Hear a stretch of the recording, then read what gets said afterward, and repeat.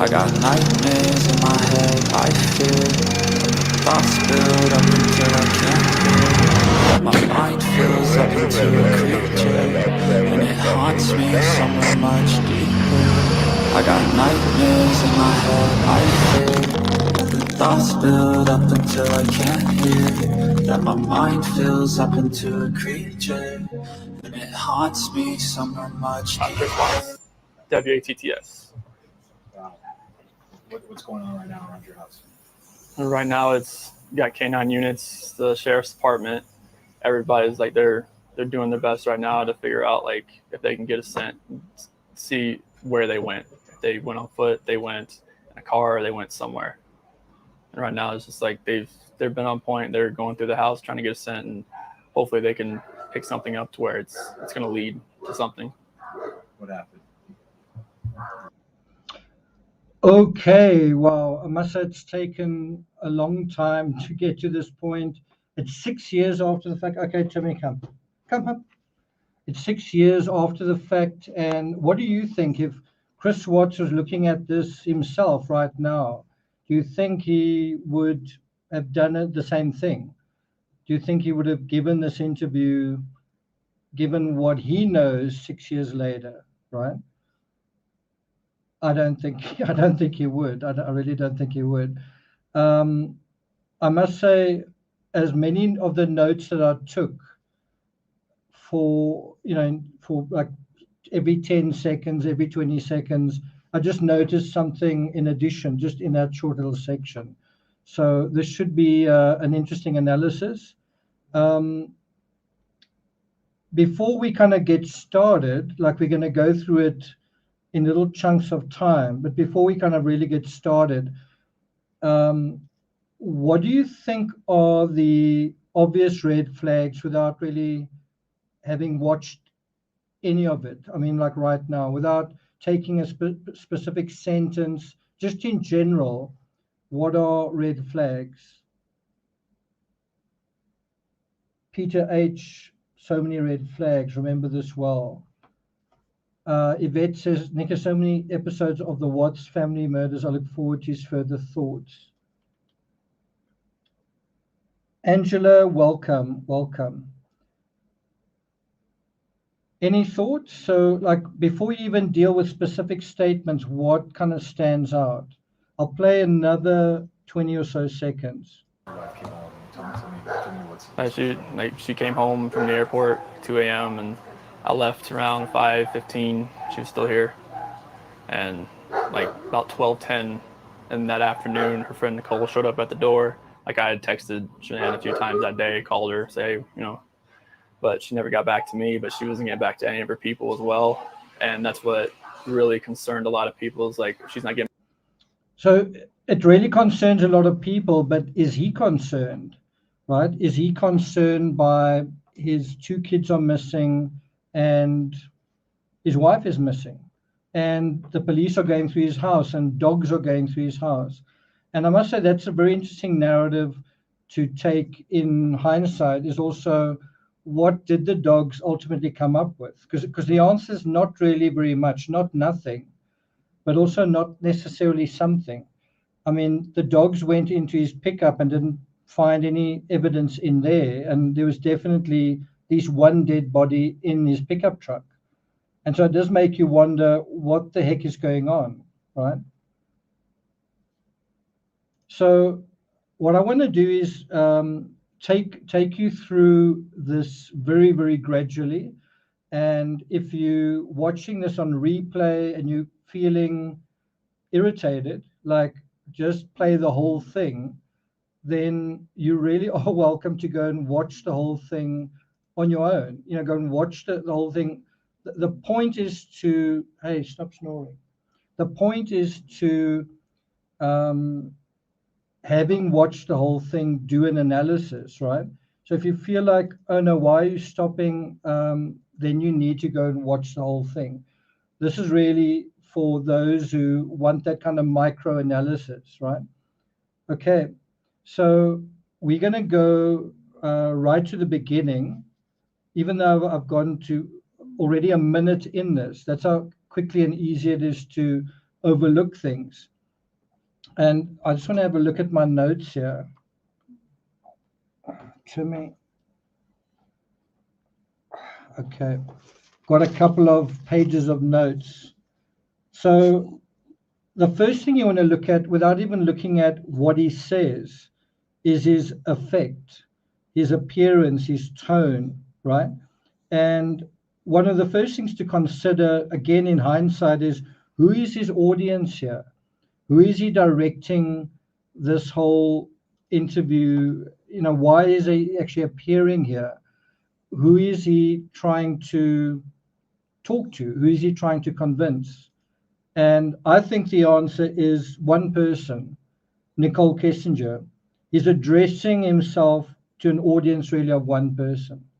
And if we go back to what the district attorney said, I'm going to play you the sound. Let me know if you can hear it. It's hard with this cap on. I'm going to play you the sound. I'm not going to play you the pictures because there's some of the victim's family present, and we don't want to do that. So listen carefully to what the district attorney says. He's basically saying, what was the reason that he committed this crime? What was this all for? All of this effort, all of this tragedy, all of this pain and suffering, what is it all for, right? And the answer is Nicole Kessinger, but it's a different answer to that. And I know when I was in the lead up to doing this live, I was thinking, well, that thought's now just slipping away. I was thinking, he looks, well, let me ask you, does he look as though he's in a good mood? When you see, let me turn the sound down. Does he look as though he's in a good mood, right? Does he look down? Does he look worried? Is he making earnest appeals? And I mean, a really good way to contrast what's here is basically how he looks in court during sentencing, because that's another version of him. How he looks when he's looking at the Trinastich video, you know, the CCTV. And then the third way to sort of look at it is, I'm just trying to think, what is that third one?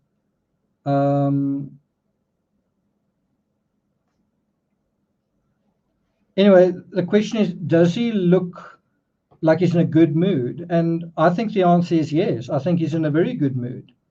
And why? Because he has achieved what he wanted. He wanted a fresh start. He's got a fresh start. He can now see Nicole Kessinger whenever he wants, or so he thinks, text her whenever he wants. And everything that has been ahead of him is now out the way. You know, as far as he's concerned, his happily ever after has just started, right? So listen to what the district attorney says as his motive. All of this, Your Honor, for what? Why? Why did this have to happen? His motive was simple, Your Honor. He had a desire for a fresh start. Doesn't that ring incredibly true? It's incredibly simple. He wanted a fresh start, but that is exactly what he got. Or that's what he thought he got. He basically thought, with Shanann not there, with the kids not there, there's going to be no divorce, no aftermath, and he can just kind of step into his new life immediately. And a couple of things that he didn't think about was there might be police officers knocking at your door. There might be dogs going through your house barking, and you kind of hear them barking throughout this interview. There might be a social media blitzkrieg, the like of which social media had never seen before, nothing like it until this case. And obviously, since this case, we've seen other blitzkriegs, but this was one of the biggest blitzkriegs on social media and up until that time. It was historic. And so I do want to see if I can find the Barry Morphew statement that he made on Facebook, right? With the idea of just comparing Barry Morphew's demeanor and the way Barry Morphew kind of went about the whole thing. He didn't allow himself to be interviewed. He kind of interviewed himself, and he kept it short, and he definitely looked appropriately. Barry looked appropriately. What's the word? Upset. Look at Barry Morphew's face there, and look at Chris Watts's face. That actually sounds quite funny. Chris Watts's face. Okay, look at Barry Morphew's face, and he definitely does have the required gravitas. He has the emotional seriousness that you kind of expect, and it's a very short statement that he makes. Whereas Chris Watts speaks for 7 minutes and then another 7 minutes, and what is completely wrong in this is his effect. He doesn't look emotional. He's not wearing a wedding ring, so that's a very obvious thing. In this Sermon on the Porch, he doesn't actually have a wedding ring on his wedding finger. And his emotional tone just seems inappropriate. And it's hard to say exactly why, except as we go through this, we'll say, wow, that doesn't look, it's like he's chuckling and he makes a joke and he's trying not to laugh. And it's so many instances that are totally inappropriate. The other thing that's interesting with this, and I guess with Barry Morphew to some extent as well, is he offers nothing. He doesn't sort of say, he doesn't volunteer anything. He's basically there to respond to questions, and if anything, he shuts some of the questions down, right? For example, he says at one point, "I'll leave it at that." He also says at one point, which I think is very interesting in retrospect, is he says, "I don't want to throw anything out there," right? Someone says, the interviewer says to him, "What do you think happened?" And he says, "I don't want to throw anything out there." Now, if you think of those words literally, he has just done that. He's thrown something out there. He's thrown his family out there. He's thrown, he's left his wife and kids out there. And when he says it, it's kind of got this strange symbolic dual meaning. I don't want to throw anything out there, and then that's exactly what he does. But I want you to think about what's kind of going on here. He's in love, and Kessinger is actually watching this, and she's looking at his eyes, and she's realizing that there's something, his eyes kind of look dark, and they've lost some kind of humanity. I think it's projection, but that's what she says. And then he also uses violent language. He uses words like earth-shattering, which is literally what he did. He broke the earth in order to bury Shanann. And also, the whole thing with fracking is about, where these oil wells were. It is about shattering the earth in order to put pipes in them. And so it's quite interesting, colorful language that he's using. He also talks about, "I feel that I'm torn apart." And we're going to deal with the exact moments when he says that. But just think about those words. Weren't they true after all? Didn't he actually feel torn apart? He's having an affair. He's supposed to be with his kids, especially on the weekend before. He's supposed to be at a birthday party. He really doesn't want to be at the birthday party. He wants to be with Kessinger. He is feeling torn apart. And so that's true. But on camera, what he's suggesting is that he's feeling torn apart because of where his family are. But that's already too strong a statement. And of course, his demeanor doesn't match that at all. He doesn't look torn apart at all, does he? Right? And then he also refers to something which may seem funny. He talks about, I wish that they would come in and barrel rush me. It's actually a violent thing that he's talking about. It's something that involves, I don't want to say physical violence, but certainly physical, what's the word? It's not a soft physical activity. It's something that is certainly very firm, and one could even say aggressive. So we're going to start with where he says, I hope she is somewhere safe right now. And what I want you to look out for is, does he look sincere? And is he sincere? Right? Because basically what he's doing is he's using the right words. These are definitely the right words. And yeah, you couldn't have chosen the words better. I hope she's somewhere safe right now. But does he look sincere? And that's the real issue with this, is he's such a bad liar.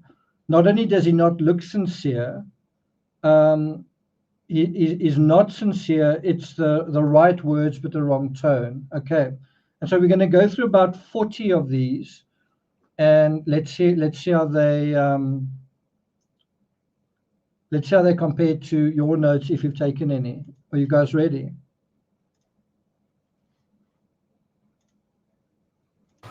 Chris Watts, WATTS.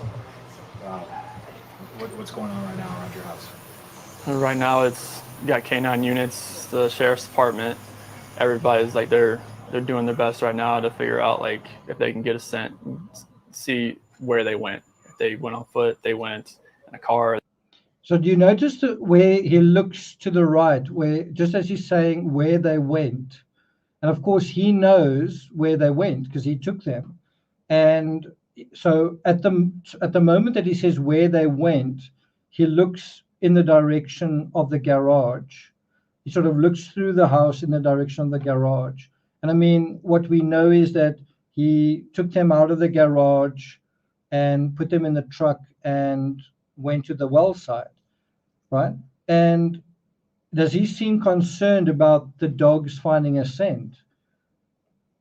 I don't think he does. And ultimately, the dogs don't find a scent. And that does seem to be a credit to his cleaning skills, doesn't it?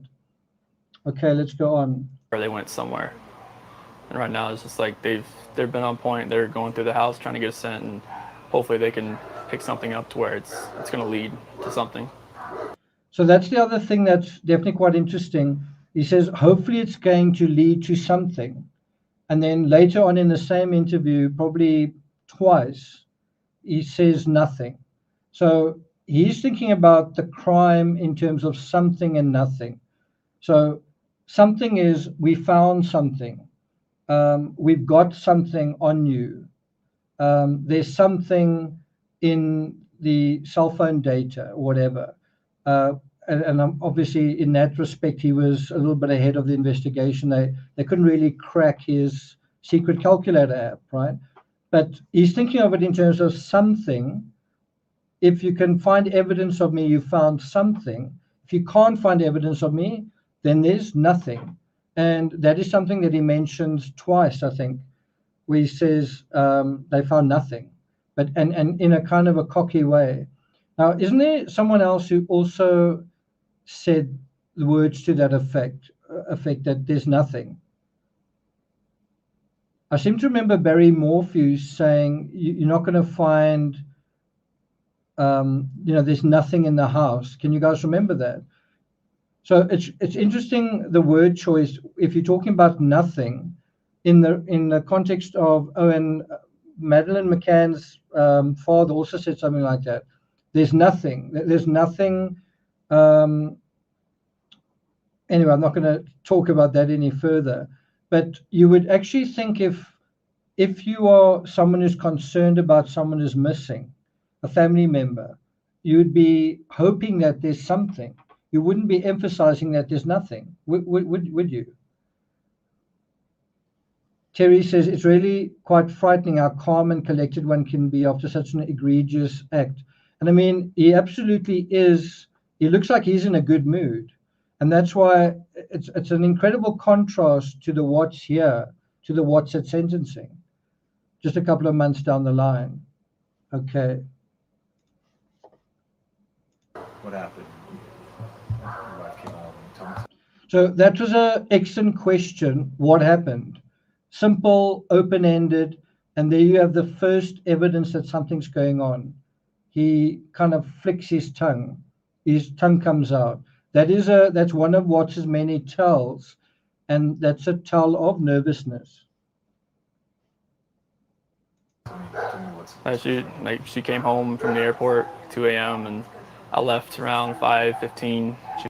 So can you show quickly the interaction between him and Shanann has been minimized? It's basically, she came home and I left early. There's virtually no acknowledgement of her. She doesn't say anything to him in this. She doesn't say anything to him. He doesn't say anything to her. He doesn't see her. He doesn't feel her. She doesn't touch him. There's no actual acknowledgement of her. He gets as quickly out of the house as he possibly can in terms of the narrative. Now, what's also interesting, I wonder if I can bring up that image. This ended up being Watts's defense. They were at the house when I left.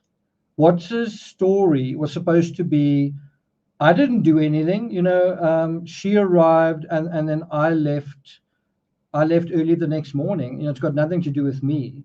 They were at the house when I left. And he obviously didn't know that the CCTV would catch him, and he didn't know about all the other things, that the GPS of the truck would go where it went, and he didn't know that Nicole Kessinger would tell people that they were having a relationship. And so he thought that would be sufficient. If I leave early and there are no traces of them, right, then what evidence is going to link me to them? But this was basically, in his mind, a good enough and an I can get away with it story. And the crazy part is, even when the authorities basically knew where the bodies were, they still couldn't find them. That's the craziest part. Even when they knew, okay, they're at the well site, they still couldn't really find them until he really told them that they definitely were where they were. Okay, let's go back to the video. She was still here, and like about 12:10 in that afternoon, her friend Nicole showed up at the door. Like, I had texted Shanann a few times that day, called her, say, but she never got back to me, but she wasn't getting back to any of her people as well. And that's what really concerned a lot of people, is like, if she's not getting back to her, like, if she doesn't get back to me, that's fine. Like, she gets busy during the day. So that is definitely a red flag when he says, if she doesn't get back to me, that's fine. No, it's not, right? And that's already indicating to someone who's watching that there's trouble in paradise. Of course, as I said, this is actually directed towards Nicole Kessinger. So what he's kind of saying to Nicole Kessinger is, yeah, I mean, if she doesn't get back to me, it's fine. She normally doesn't get back to me anyway. That's who he's got to satisfy. That is who he's got to keep happy and convince in terms of what he's saying. And there seems to be a little bit of strutting his stuff in terms of the camera, where he seems to think that he's quite a good-looking guy and she's watching, and this is a performance for her. What he doesn't realize is that he's actually a really bad liar. He may be quite good at hiding an affair from his wife for a short period of time. Shanann was actually onto him towards the end anyway. When they had one-on-one time, Shanann realized something's not right with this dude. And she found that his demeanor wasn't right either. So let's go into the next one. day. But she didn't get back to her people, which was very concerning. And Nicole called me when she was at the door, and that's when I came home. And then walked in the house, and nothing was vanished. Nothing was here. So there it is where he says nothing twice. So earlier it said, we are hoping that the police find something, right? Now he's saying, well, he's like convinced that they found nothing. And actually they didn't find nothing. When Officer Lyons came into the house, she said she saw vacuum lines, she could smell bleach. She noticed that a sports show was on, and she may even have mentioned that his demeanor was a little bit strange. Because right now Officer Lyons is in the house, if you remember. So take note again what he says when he says, anyway, let's just play this little piece again. And then walked in the house, and Did you see? Look where his eyes go, right? nothing vanished. Nothing was here. And he kind of he seems to be happy with that. He's not distraught about it. He's almost cocky, if I can put it that way. Vanished. Nothing was here. Nothing is here. Right? That's not really the right demeanor. You should be upset that there's nothing there. And what I think is quite interesting in terms of the literal version of that, like if nothing is there, then the question is, yeah, someone said he kind of snarls when he says that. Yeah. I've just lost my train of thought. Anyway, let's continue. I mean, she wasn't here. The kids weren't here. Nobody was here. What's your wife's name? Shanann, Shanann. What's your kids? Bella. So can you see after he's made that statement, his tongue comes out again. He's feels like he's jumped over the first hoop, and maybe he feels like that's the end of the interview, and he kind of licks his lips again. Now, some people think that is a sign of washing away whatever guilty knowledge, cleaning away guilty knowledge. It could be that, but it can also be a nervous reaction. So he's anticipating at the beginning when he licks his lips, he's anticipating what's coming and he's nervous, right? And at the end, he does that as well to kind of wash it away. So it could be both. And Celeste. How do you spell Celeste? Celeste. How old are your daughters? 4. Bella's 4. Celeste is 3. And so, Bella's 4. Celeste is 3. So there you've got a good example of it. It's quite a slow. He does it quite slowly. When the tongue disappears, his mouth actually closes over it, and his mouth. He doesn't just close his mouth, but he kind of purses his mouth closed, like that. And you get the feeling that he's concentrating on his face. He's aware of what his face is looking like, what his mouth is looking like.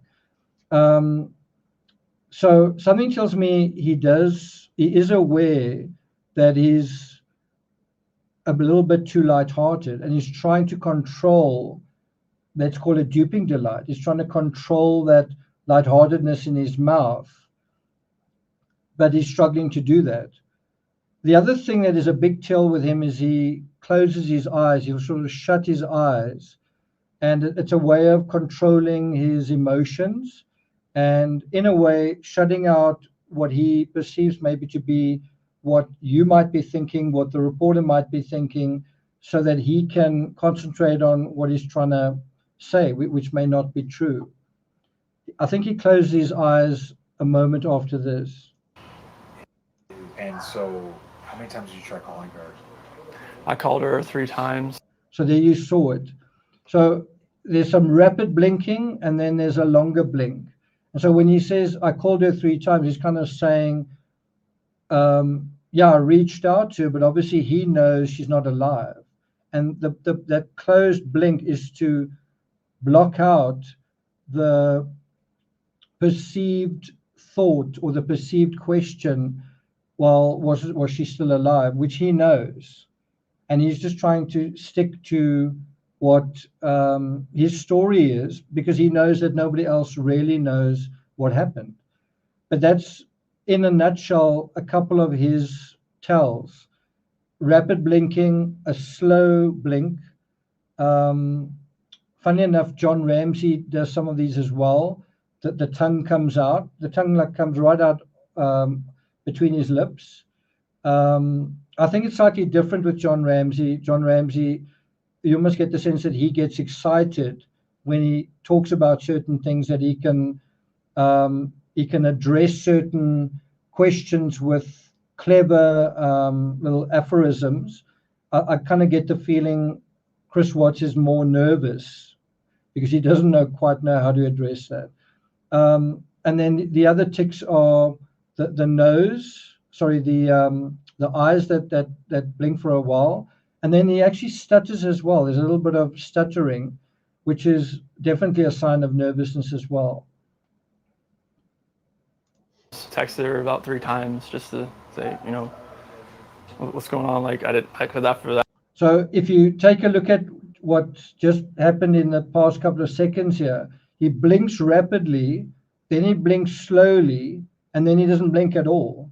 So it's quite inconsistent, the variation there just in the blinking. So let's go back a couple of seconds again.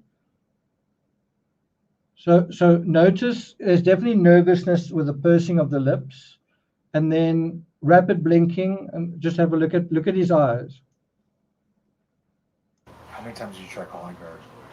I called her 3 times, texted her about 3 times just to say. Now there's no blinking. What's going on? Like because after I called her and texted her once. And there's no blinking, and he's trying to convince the guy, and then he starts stuttering again. Once is like maybe she was just busy, like she just got back, you know, like. So obviously when he says maybe she was just busy, he's volunteering a simple, casual reason why she's not responding. And obviously this is what's so upsetting about the Watts case, is he knows full well why she's not getting back to him. He was there when she died. He was there when he buried her. And so it's the amount of levity here is really astonishing, because he's got to be triggered just talking about this by little flashes in his mind. When you talk about certain things, it's very hard not to recall those things. And he actually seems happy, as I say. He looks quite happy. Matt Prince says he's definitely an awful actor. I'm guessing he wasn't a theatre manager. Okay, let's continue. Everybody's probably calling her from her trip. She just got back from Arizona, and I figured she was just busy. But when her friend showed up, that's what was like. So can you see the little quick twists and curls in his mouth? That's why he seems to struggle to control his mouth in a situation like that. He can't stop himself from smiling. There is duping delight, and he's very transparent in a way in his feelings, which is maybe a good quality and an attractive quality. You know, so what you see is what you get when someone is a good guy, but when someone's a bad guy, he's quite bad at he's showing that same kind of transparency. And yeah, you see it in the corners of his mouth. I figured she was just busy, but when her friend showed up, that's what was like. So when he says she's just busy, no, well, he knows that she wasn't. It registered like, all right, this isn't right. Do you think she just took off? Do you think? I mean, right now, I don't even want to just. So this is where the emotion starts picking up, where is more and more feelings are leaking out. Do you notice the blemish on his neck? And that really looks like, I believe that's where Shanann's fingernails scored him on the neck. So if there was a manual strangulation, a tussle, you can imagine she's close enough to do that to him.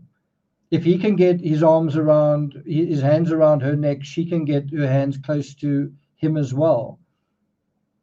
And I'm just trying to think of someone else. So in Barry Morphew's case, it looked like there were injuries that looked like fingernail cuts on Barry's shoulder, right? We don't know for sure what those were, but it's in a way something to think about. Do those look like fingernail scratches? The point is that's still it's right over there. It's still a relatively fresh wound. It's still kind of inflamed. It's still slightly swollen. Just like throw anything out there. Like, I hope that she's somewhere safe right now. And So that to me is really a big statement. That's why I put it in the title, where he says, I don't want to throw anything out there. He knows exactly what he's thinking, but in a weird way, it's coming out in his own words. That's exactly what he did do. He threw them out. He threw them out. And this is where he shows almost so far the most emotion yet in this interview, when he's talking about throwing them out. Or throwing something out, put it that way. Look how open his mouth is. It's almost approximating a smile, an open mouth smile. I hope that she's somewhere safe right now. And Does he? Does he hope that she's somewhere safe? Does he look sincere? This is what I asked at the beginning. Does he look sincere when he says that? I mean, and again, let's look at Barry Morphew. That's what Barry Morphew looked like when he hoped that Suzanne was safe. And this is what Chris Watts looks like. Let's see if I probably can't play it with that on screen. with the kids. But I mean, could she event? Could she just taken off? I don't know. But if somebody has her and they're not safe, like, I want them back now. Like that's what's in my head. Like, if they're safe right now, they're gonna come back. But if they're not safe right now, that's the not knowing part. Like, Okay, I'm getting a little bit ahead of the analysis here. So let's see if I can get these glasses on. So do you see what I mean by he's got the right words? I hope she's somewhere safe, but he doesn't look sincere. It's the right words, but the wrong tone. Then he also says, it's quite interesting how he also says, and with the kids. not safe right now, that's the not knowing part. That's what's in my head. Like, if they're safe right now, they're gonna come back. Somebody has her and they're not safe, like, I want them back. And with the kids, I hope that she's somewhere safe right now. And with the kids, I hope that she's somewhere safe right now. And with the kids, I hope that she's somewhere safe right now. And with the kids, He almost adds the kids as an afterthought, but the point is she is with the kids, and he knows that. He knows that she's with the kids. Anyway, that's done with that page. Then what does he say next? He says, if they're not, just think about the word choices he makes here. If they're not safe right now, that's the not knowing part. Again, in a very ridiculous way, he kind of is giving away the whole game. He's saying, if they're not safe right now, in other words, they're either safe or they're not safe, then he says, if they're not safe right now, that's the not knowing part. And obviously, we know that he knew exactly what had happened to them. And the not knowing part is really a reference to literally everybody else. He's basically saying to us, the fact that they're not safe right now is the not knowing part that you guys are dealing with.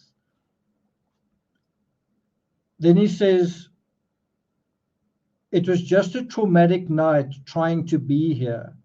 And I think, well, let me ask you, do you think it's true, those words? Let me say that again. Well, let's get there first. but I mean, could she event? Could she just taken off? I don't know. But if somebody has her and they're not safe, like, I want them back now. Like, So you're going to see when he says it was just a traumatic night, he actually gulps, right? That's also a sign of nervousness. That's what's in my head. Like, if they're safe right now, they're gonna come back. But if they're not safe right now, that's the not knowing part. Like, if they're not safe, last night I was.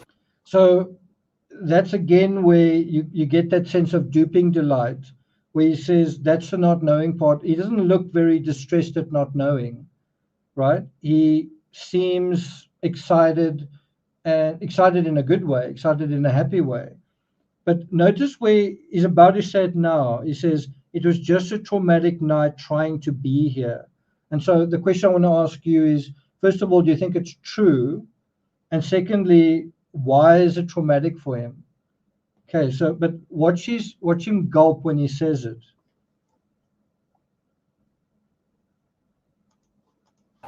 Last night I had every light in the house on. I was hoping that I would just ran over by the kids running in the door and just like barrel rushing me, but it didn't happen. And it was just a traumatic night trying to be here. Gulp. I'm going to ask some kind of tough questions. So that was a really big gulp. I don't know if you noticed that. He says it was just a traumatic night trying to be a big gulp, right? And then the clipping of his emotions, his facial expressions with his mouth, doing that sort of sucking in his lip gesture. I just want to play that last little section where he gulps like that.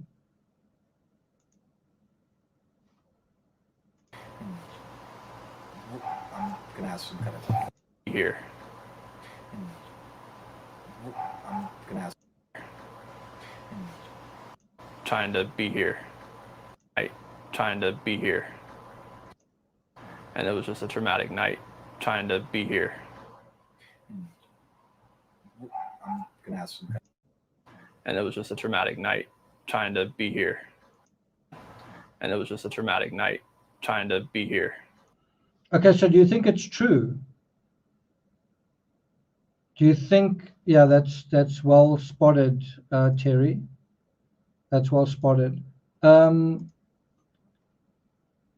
It is, I believe it is true. I believe he was feeling, I don't know if trauma is the right word, but he was feeling extremely distressed, extremely frustrated, extremely upset, unhappy, really kicking against the wall of the fact that he's got to be at home when he really wants to be with Nicole Kessinger, right? He really is he's literally like addicted to her. And he says that in one of his cards to her, I am so addicted to you, etc.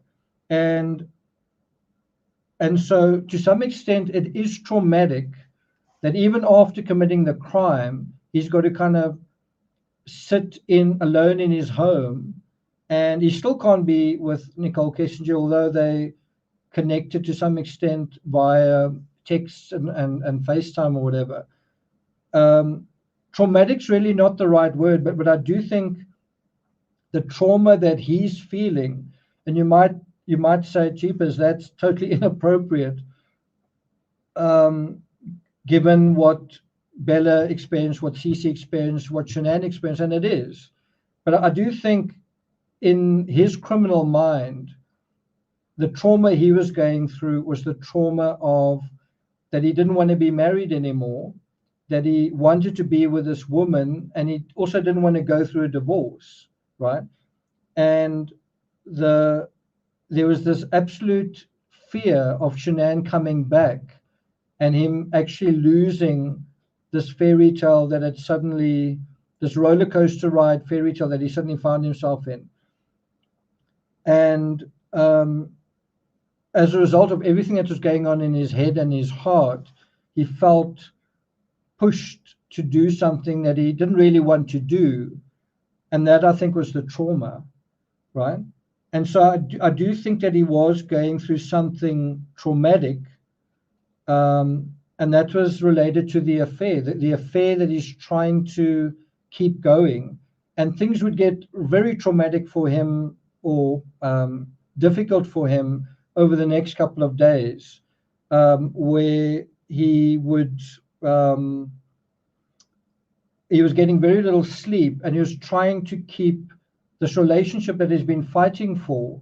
He's trying to keep it going. He's trying to convince Kissinger that whatever's happened to Shanann's no big deal, that Shanann was pregnant, but not by him, etc., etc.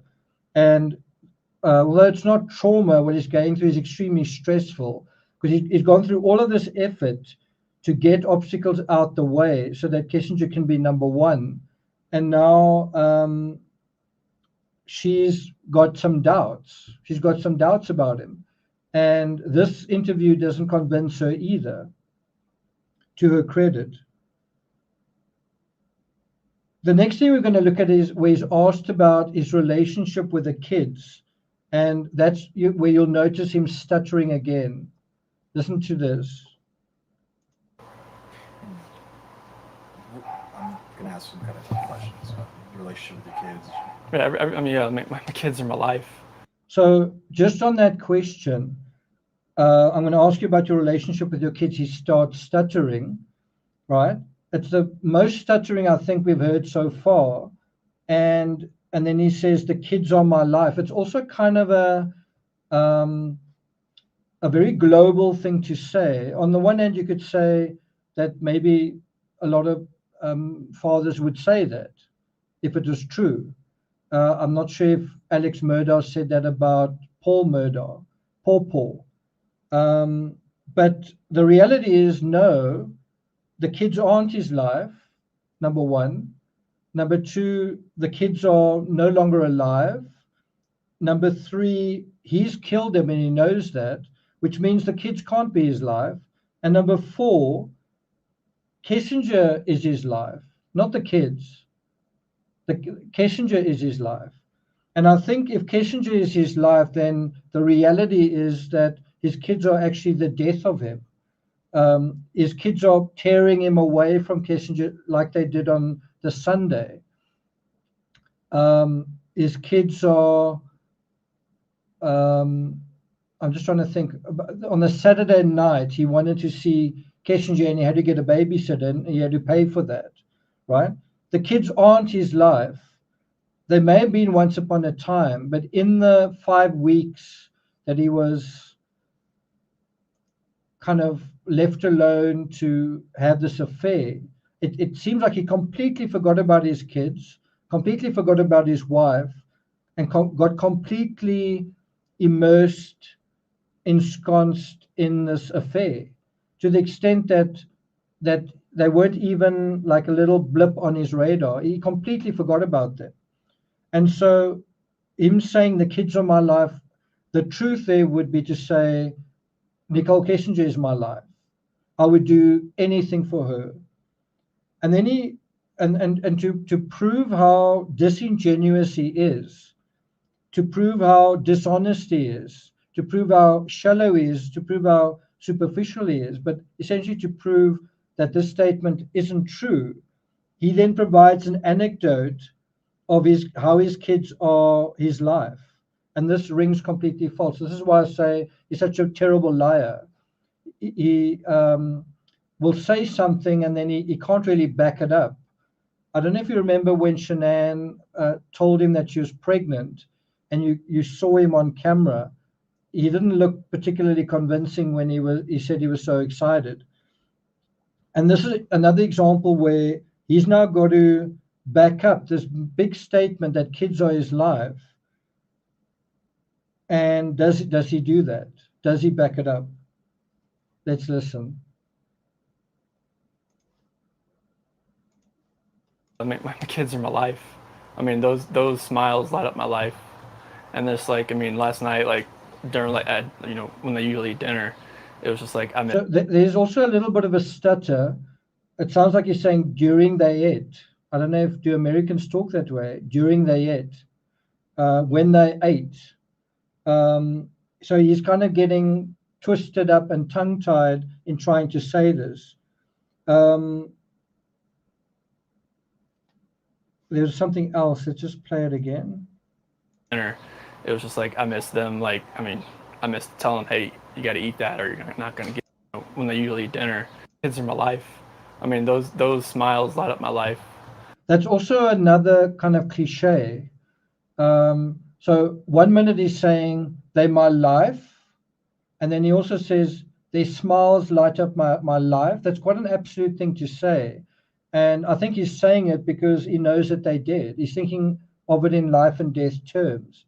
It's almost like he's thinking, as he's saying it, he's thinking about where they are right now, although he's looking pretty happy about it, as sickening as that is.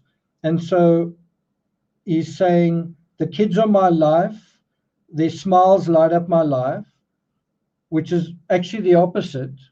And then he provides this anecdote. Does it ring true? If his kids are his life and their smiles light up his life, then okay, let's get a sense of what that is, them lighting up your life. And then this is what he says. And this, like, I mean, last night, like, during, like, when they usually eat dinner, it was just like, I miss them. Like, I mean, I miss telling them, hey, you got to eat that or you're not going to get your dessert, and just like. And there's so far his biggest smile of all. And it's basically around a story where he says, when they eat dinner, when he's going to say to them, you're not going to get dessert, he finds that hilarious. He finds that really funny. And think about this as just such an incredibly disingenuous thing to say. He's saying that his favorite memories of his kids, or his favorite, I don't know if I'm going out on a limb when I say this, his favorite moments with his kids are when they're having dinner and he's telling them that they should eat their dinner. Like, I would imagine, and if their mother's here and fathers here and people with young kids here, and maybe you've got grandkids, I would imagine often some of the most stressful times is when you've got to have little kids eating. It's not very fun for them. Sometimes it is. It's not very fun for adults. It's a tedious, time-consuming period. I really don't think you would say that's my favorite memory of my child. I think you would talk about, I don't know, when he was at the sea at Myrtle Beach, or the birthday party that he's just at. He doesn't even mention that at all. We were at a birthday party, and I don't know if you guys know, at the birthday party, the Watts girls, I don't know if it was Cece and Bella, but certainly one of the kids wasn't allowed to eat any cake. And I think that caused some trauma as well. And so the first thing he thinks about when he thinks about memories of his kids is to do with eating. And if you think about it, there's a heck of a lot of negative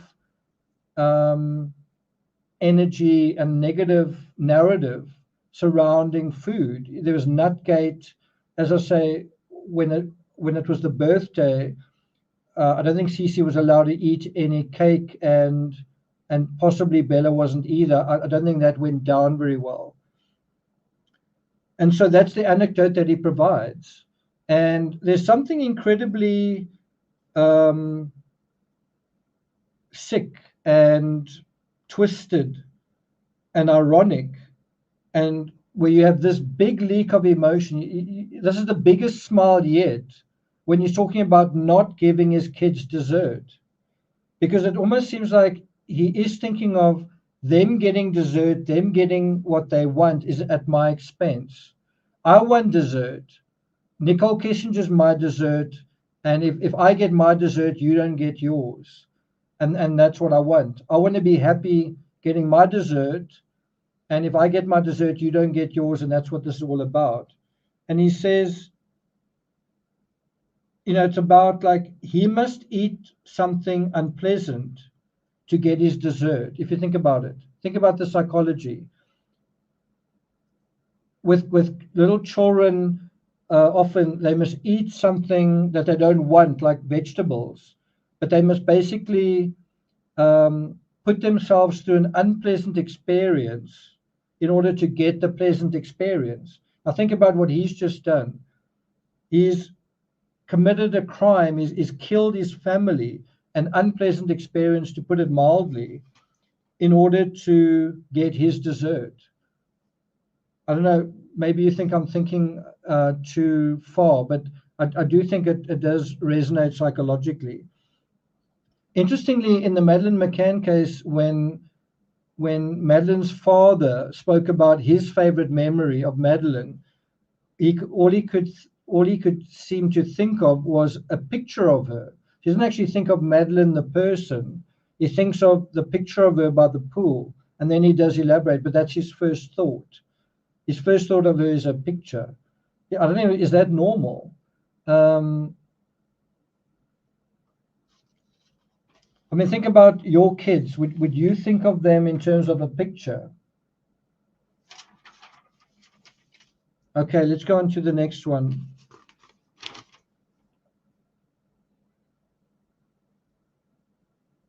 I can't actually read my handwriting. In explaining his close relationship with his daughters, he mentions them watching TV. That's the other thing. So we're going to go to that now.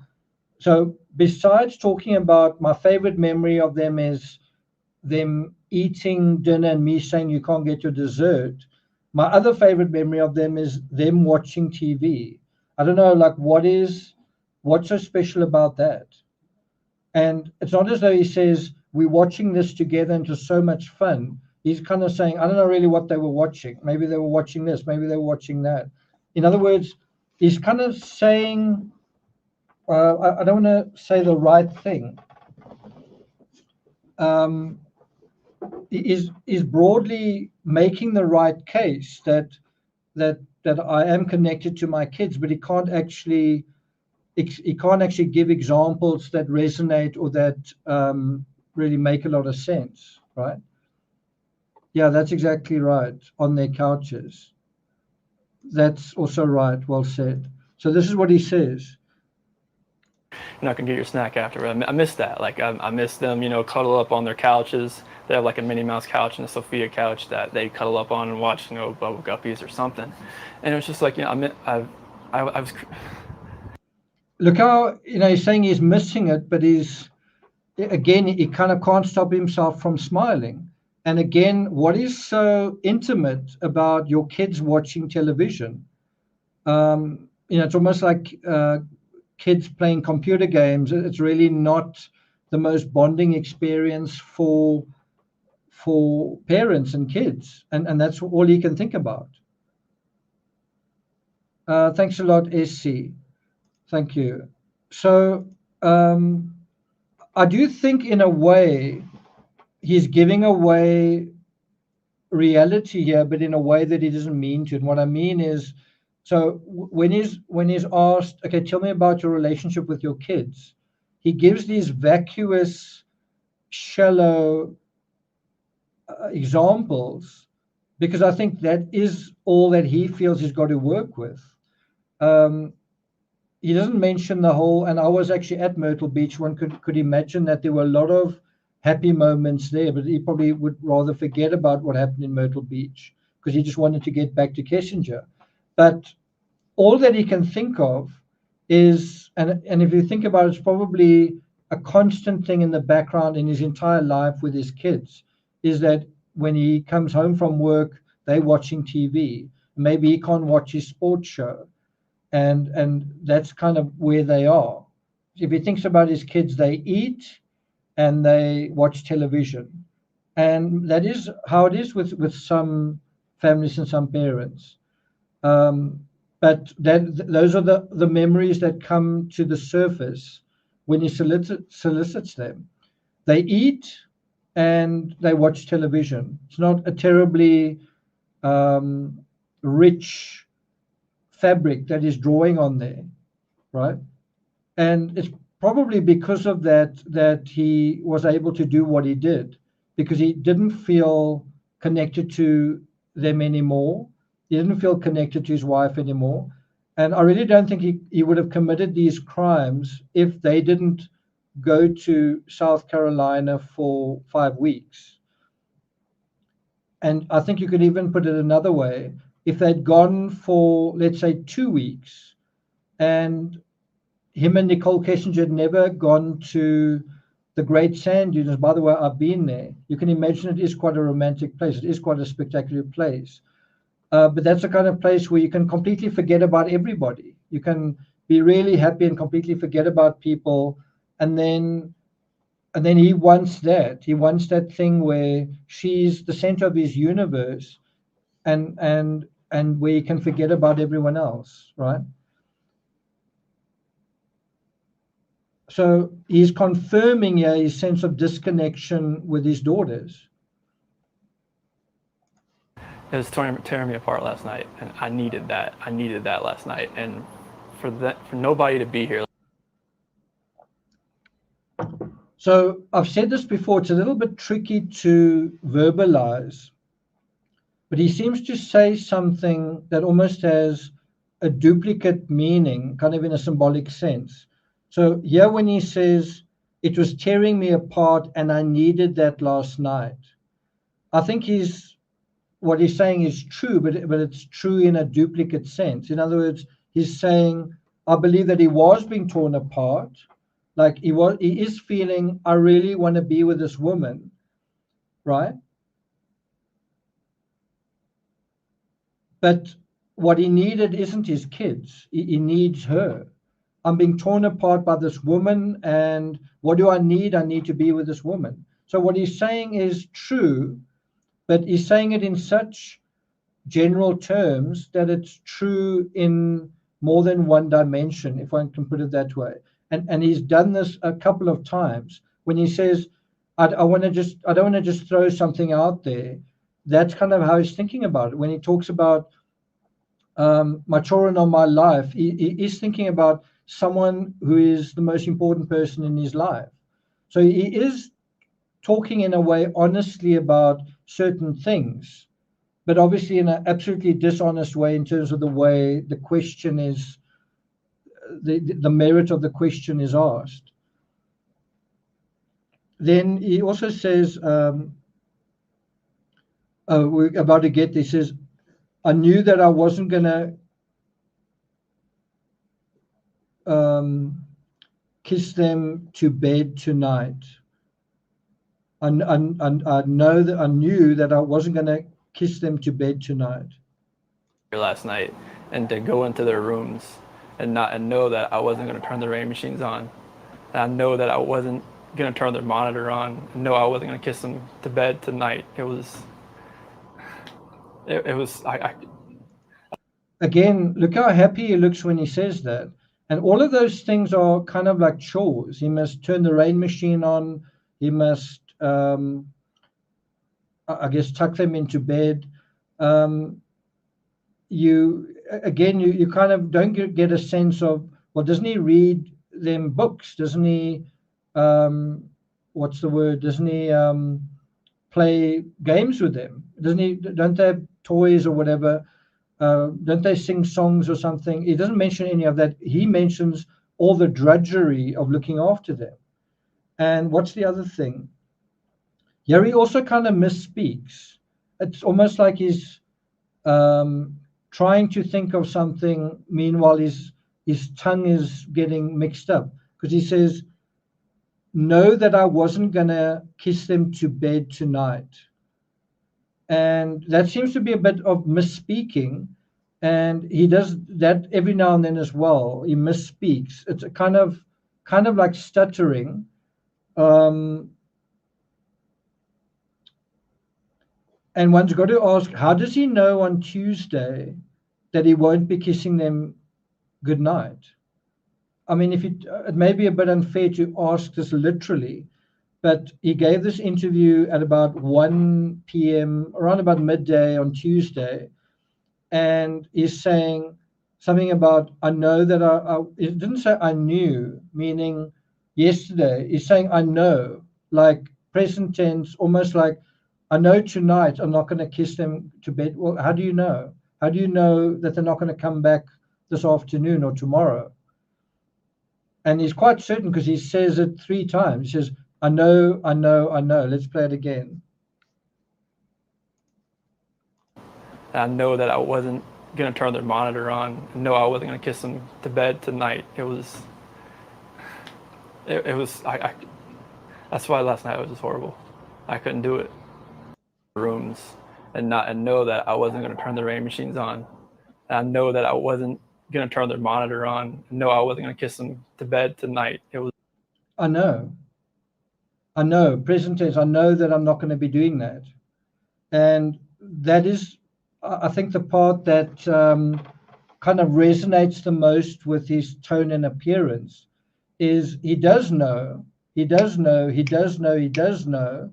And that's why he's actually in like a good mood. He seems happy. He seems relieved. He seems to be in a casual, happy place. He seems, I think the best word to describe him is he seems nonchalant. And I think somewhere along the lines, he almost thinks that nonchalance, because he takes that nonchalance into the interview room with Coda, and he takes that nonchalance into the interview room with Agent Tammy Lee, and it backfires spectacularly. We start to realize, oh shit, I think I need to start thinking here, right? Yeah, that's also a good word, blasé. Okay.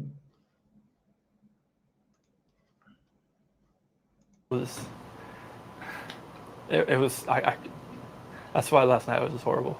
I couldn't do it. I just And that's probably the second biggest smile, and it's like an open mouth smile when he's talking about something that's so horrible, right? And that is what I think expresses the sadism of this particular character so well. Is he does something for his own benefit. I know a lot of you prefer the term narcissistic, but this is sadism is where you do something at someone else's expense to your benefit, where you derive pleasure and you derive benefit at someone else's expense. And here he really seems to be very happy. You know, he can't stop smiling. And a lot of this, all of that is to interrupt the sort of natural inclination to smile. It's to interrupt that whole thing. It's to break that sort of cycle of, well, I actually want to smile right now. And every now and then the smile leaks out. I mean, why is he saying horrible and traumatic and he's smiling at the same time? So where was I? So he says, last night was just horrible. I couldn't do it. Let's go back to that. I want everybody to just come home, like wherever they're at, do it. Bed tonight. It was that's why last night was just horrible. I couldn't do it. Now think about what he's saying, right? Last night was horrible and I couldn't do it. And think about it, but he did do it. He could do it. He says, I couldn't do it, but he did do it. He could do it. Last night, he was chatting to Kissinger, right? If you think about what he's saying, and he's saying things were so horrible, but he's laughing. Actually, what he was doing through the night was he was chatting to Kissinger. They had quite long telephone conversations during this period. And he finds it quite amusing. He finds it quite amusing, him saying, I couldn't do it when he could. He finds it quite amusing when he says, I couldn't do it when he could do it. And then after that, he says, come home. And I want you to look again, just in this little section, a couple of seconds. I'll put it on full screen. Look at the huge variety of lip expression. So his lips doing all sorts of things, almost like gymnastics. He does this. He does that. He kind of does this. There's what I call a tongue flick, a lip curl, the long blink, and then he says, come home. So you almost get the feeling he got lost in his own dialogue there, where he's talking about couldn't do it, right? And those words sound like what a murderer might think to himself verbally, like when he's planning a crime. Could you do it? I can do it. Did you do it? Will you do it? Can I do it? That's what it's in those terms, right? And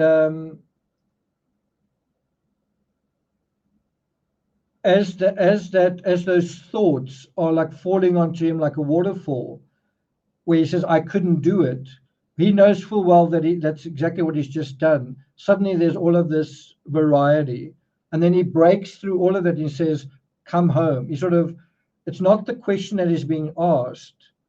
He just out of nowhere says, I just want everyone to come home. And then that's also quite amusing to him. Let's watch. I want everybody to just come home. Like wherever they're at, come home. That's what I want.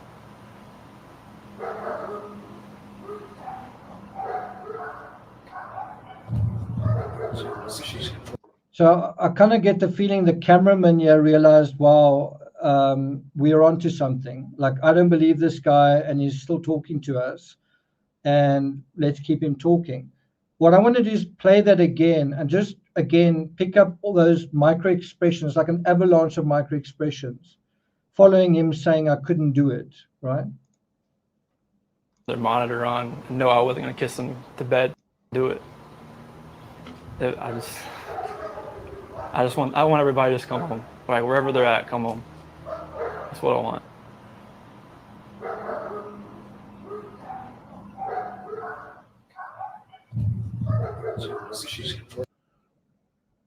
Do you see at the end of that phase where there's been him closing his eyes, blinking everything, he tries to control his mouth by kind of doing that thing, right? It's because if he doesn't do that, he's going to probably smile. Okay, next page done. Are you guys happy? Are you guys happy? I think we've got 1, 2, 3, 4, 5 pages to go. Guys happy? We're about halfway through the interview now. What was she gone for? She was on. She came back Sunday. You said at 2 at night. Yeah, because her flight got delayed from Arizona because of like other storms around the nation. So she's supposed to get home at like 11. She got home at like 1:48. Yeah. So she's supposed to get home at like 11. She got home at like 1:48. And that's also kind of an interesting gesture. So a couple of things to note with that is really specific.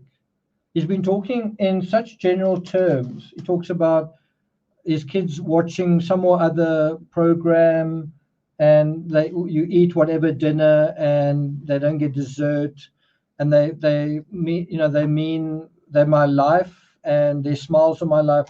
He speaks in very, very general terms, and then suddenly when did Shanann get home, it's incredibly specific. He doesn't say after midnight or late. He says exactly the time that she got home, 1:48, and he's right. That's an incredibly specific time, and that's probably one of the biggest red flags in this whole Sermon on the Porch, because it's giving away guilty knowledge. How do you know exactly what time she got home when you should have been asleep? How do you know the exact time when you should have been asleep? So it's incredibly specific. And that's also where he's really a bad liar, because a better liar, even if he knew the exact time, wouldn't say that. And this is where I think perhaps he's a little bit sleep deprived and he doesn't really realize what's going on. He's almost like a drunk person who's revealing his hand far more than he means to. And the other thing, when he says that, this is so important. When he says she got home at 1:48, look at where he's looking. He doesn't just say, looking at the reporter. Thanks a lot, Liz Graham. Thank you. Liz, you are up pretty late. Are you a sales? Do you go on a boat every now and then? Looks that way. Let's have a look at some of your comments. That's true.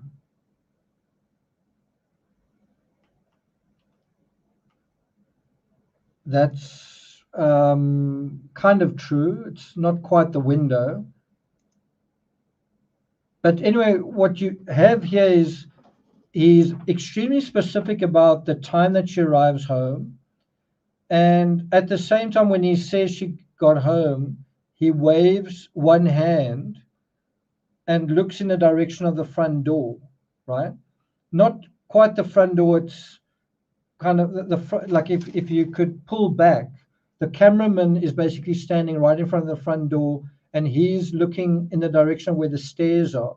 So Shanann would have gone in and walked. And I made a video, the number one clue we all know, the slip of the tongue that we all missed. And it was this one, basically where he says 148 and he looks in the direction of the bottom of the stairs. And guess where Shanann's belongings were found? Some of Shanann's bags were found. Wasn't there like a bag at the bottom of the stairs?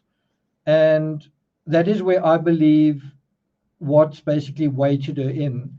That Watts was on the phone to Kessinger for I think 111 minutes on the night of the murder, and then I think he was waiting for Shanann to arrive, and of course she arrived late, and then I think possibly he changed his plan. I think his plan was whatever it was, and then his plan became, I'm going to have to kill her the moment she gets home so that the kids don't see it, right? The other thing is that hand that you're seeing there, this hand here, is the hand that strangled Shanann. And so at the same time that he's saying she got home at 1:48, his hand moves in her direction. I find that quite interesting. Let's play that again. So she's supposed to get home at like 11. She got home at like 1:48. She got in bed about 2. What was she going for? Like family trip or like? It was a Thrive direct sales. It was a local event that was down there between a bunch of leaders in the company. And that night, that day she was back. I mean, I left work for work. It was a local event that was down there. for like family trip or like? It was a Thrive direct from Arizona because of like other storms around the nation. So she's supposed to get home at like 11. She got home at like 1:48. She got in bed about 2. What was? Do you remember the context to this? And the context was Shanann actually said to Nicole Atkinson that the next, I'm going to need your support because the next couple of days are going to be hard. And Shanann had told her friends that she suspected an affair. And Shanann had intercepted the receipt that, when he went to the Hungry Dog, or what is it? Something dog restaurant. I should know because I actually went and ate there myself. The Something Dog. But when he went there, for some reason he paid with a credit card, and Shanann got a text of that transaction, and she immediately did some checking up, and she thought, wow, this is a big bill for someone eating on their own, and she was right. And she asked him what he ate that night, and she checked up, and she was right to check up on him. And so he knew that when Shanann arrived home, there was going to be an inquisition. He knew that he was going to be interrogated, and probably Shanann meant to do that the next morning, right? And probably if she'd arrived earlier, like just before he went to work or something. And I don't think it was going to be a warm and fuzzy, nice conversation. It was going to be, are you cheating on me? There you go, lazy dog, right? Lazy dog. And so do you really think her arriving home with the knowledge that he's having an affair, and he is having an affair, he's going to just be sleeping soundly, given that he's already premeditated a triple murder? Is he going to really just go to sleep? And the answer is maybe. I mean, some criminals really are stupid. Some criminals really don't think in a very criminally sophisticated way. This interview certainly isn't a sign of a criminal mastermind, but I kind of get the sense that he wouldn't have just allowed Shanann to go into the house. She hadn't been in that house for about 5-6 weeks. Go in the house and basically regain control and possibly steal away the life that he felt was his and that he wanted to keep. And so when he says got to bed about 2, so he's extremely specific that she got home at 1:48, and then suddenly he says she got home at 1:48 and then got to bed about 2. He doesn't say she got to bed about 2. She's already absent from that part. And that's why I think she was killed immediately upon arriving home. And here his body language is quite interesting. Here he's talking about Shanann. His arms are folded. Do you think it's true? Do you think that Shanann did get to bed about 2? Now, if you believe some of his stories that, and this is a little bit of a complicated aspect to what is otherwise a fairly simple case. You may remember from his own story, he said that they had sex that night, that Shanann, what's the word?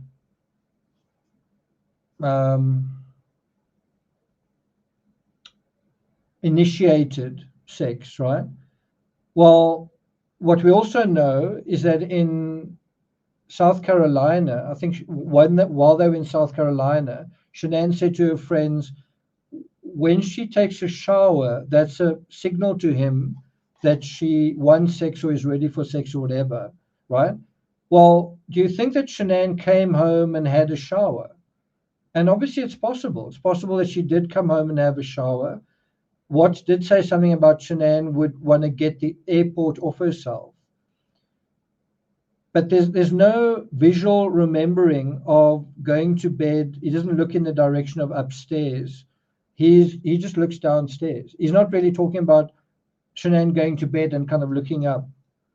The other thing that's quite interesting is he's quite calm, he's quite almost positive in his demeanor. He almost looks happy. But at this point, his arms are folded and he actually slaps his arm. You know, he closes his arm so suddenly and with emphasis that he actually slaps his arm and you can actually hear it.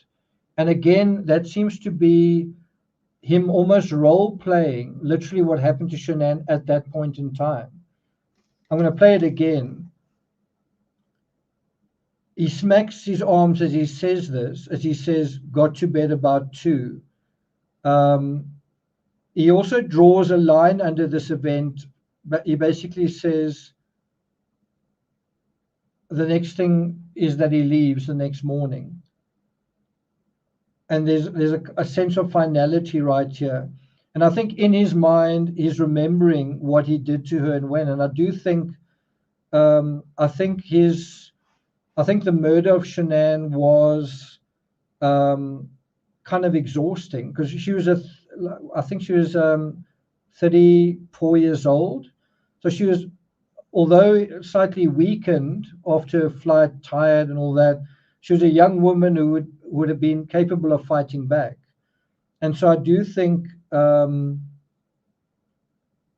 his mind, he's remembering what he did to her and when. Let's play this part again.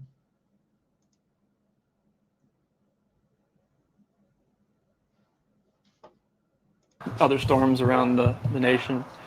So she's supposed to get home like 11. She got home at like 1:48. She got in bed about 2. What was she going for? Do you see that? When he says go to bed about 2, that's when he does that. Let's play it again. Supposed to get home like 11. She got home at like 1:48. She got in bed about 2. So I don't know if you would agree with me. That is almost his biggest physical gesture until this point. So there's an earlier moment where he kind of did that, where I think he said the dogs are doing their thing. But here he kind of waves his hand towards the door, and then it slots back over his arm.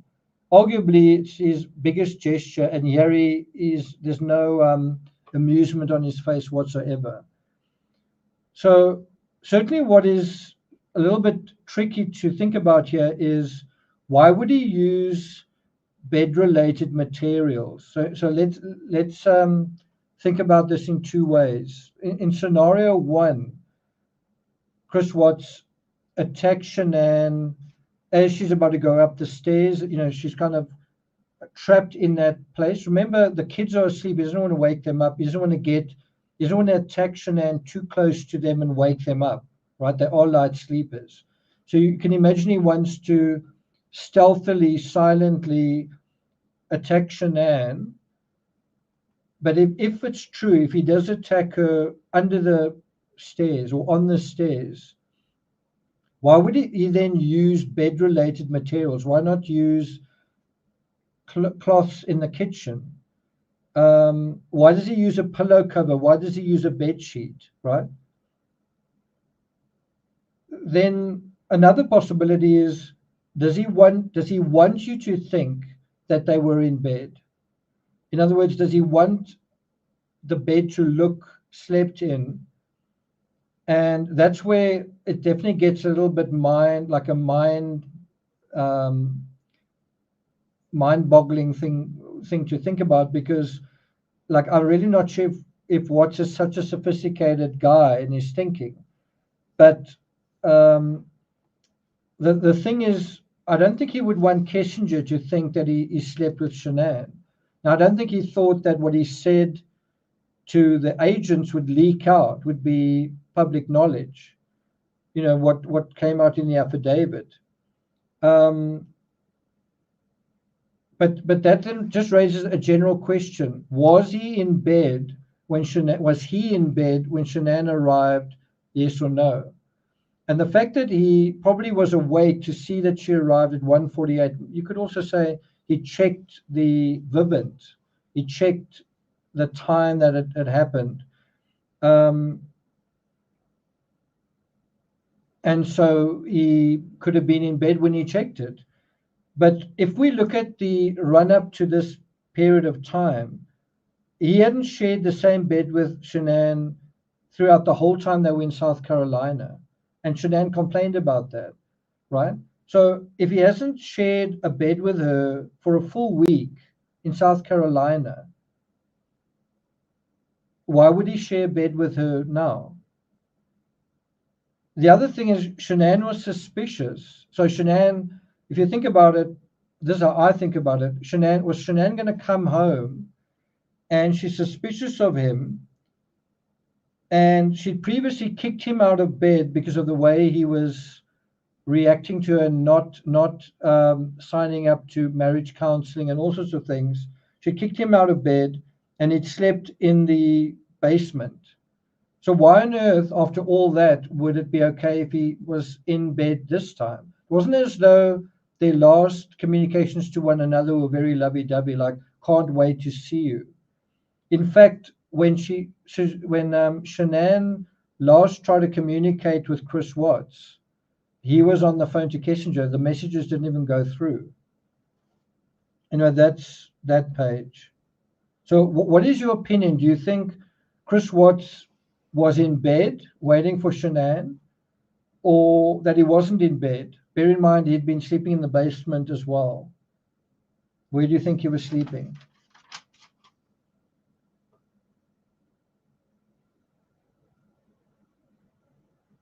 What does April say?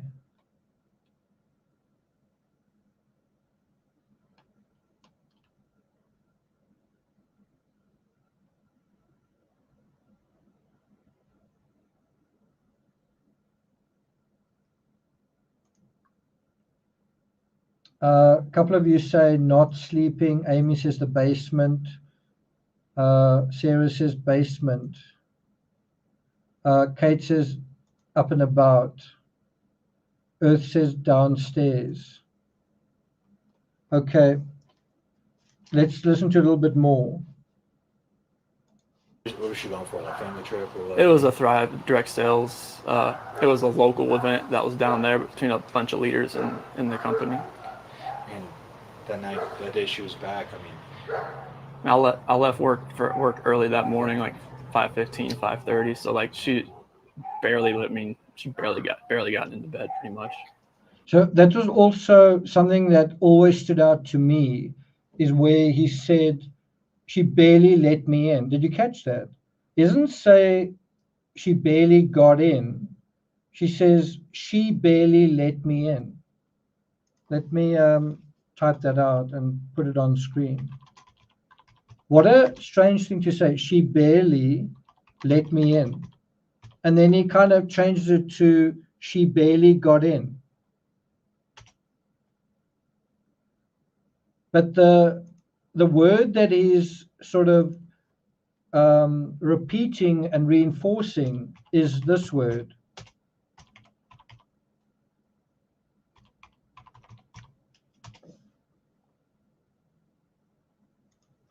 And if you follow the way that we've done the statement analysis, he seems to leak quite a lot of what he is thinking through kind of general statements that can kind of have a duplicate meaning. So when he says, she barely let me in, barely, I kind of get the sense that she barely gets home when, right? She barely arrives home when it's all over. And you would also imagine, from his perspective, it makes far more sense to take Shanann's life at about 2 o'clock in the morning when the kids are lights out, fast asleep. And who knows, maybe he helped, put something in their formula that they would sleep soundly, than if he killed her much closer to the time that he would normally leave for work, because that would also be a time that the kids could wake up. He doesn't want the kids running around on that day of all days. He doesn't want to have to tend to them on that day of all days. So he really needs to sort Shanann out as soon as possible and get that, I guess, sorted out, right? And so it's interesting that he says barely the way he does. Look at his face when he says this. 5:30. So like she barely gotten into bed pretty much. and this might be a She barely gotten into bed pretty much. 5:15, 5:30. So like she barely gotten into bed pretty much. So does that make any sense to say she barely got into bed pretty much? Like, does that statement even, how can I put it, is it grammatically correct to say she barely got into bed pretty much? Hedy B says, I love to find a live from your channel. Thanks a lot. Appreciate it. I also think so. So again, I would think that she would shower first, but this is the question. If she showered, it looks like most of you agree that she didn't go upstairs. Her phone was found upstairs, but her purse was found downstairs. In fact, her purse was originally found in her office.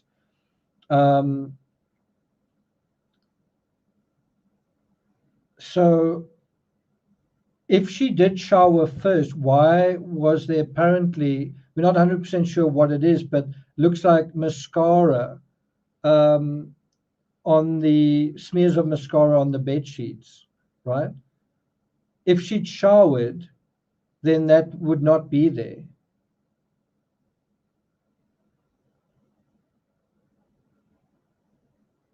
So what do you think? Let me ask this question in chat. Do you think they had sex?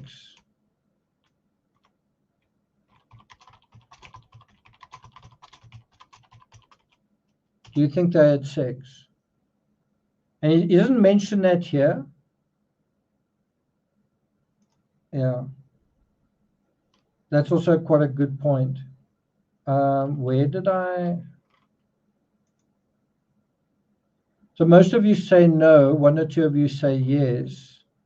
If you ask me, this is the reason he killed his entire family, was because he didn't want sex with Shanann. And that was something that she was upset about quite a few times. Somewhere, I think she was texting. I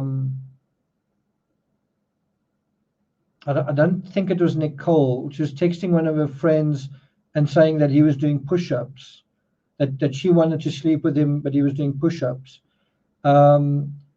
He didn't have sex with her in North Carolina, in South Carolina. And the reason that he committed this murder was because he was having sex with somebody else, right? And so if you say he didn't have sex, which I don't think he did, then why say that he did? Well, I think it's to say at this point he's now being questioned by the police. It's kind of a way of saying, well, she still loved me. She loved me. Our marriage wasn't going so great, but it really wasn't that bad.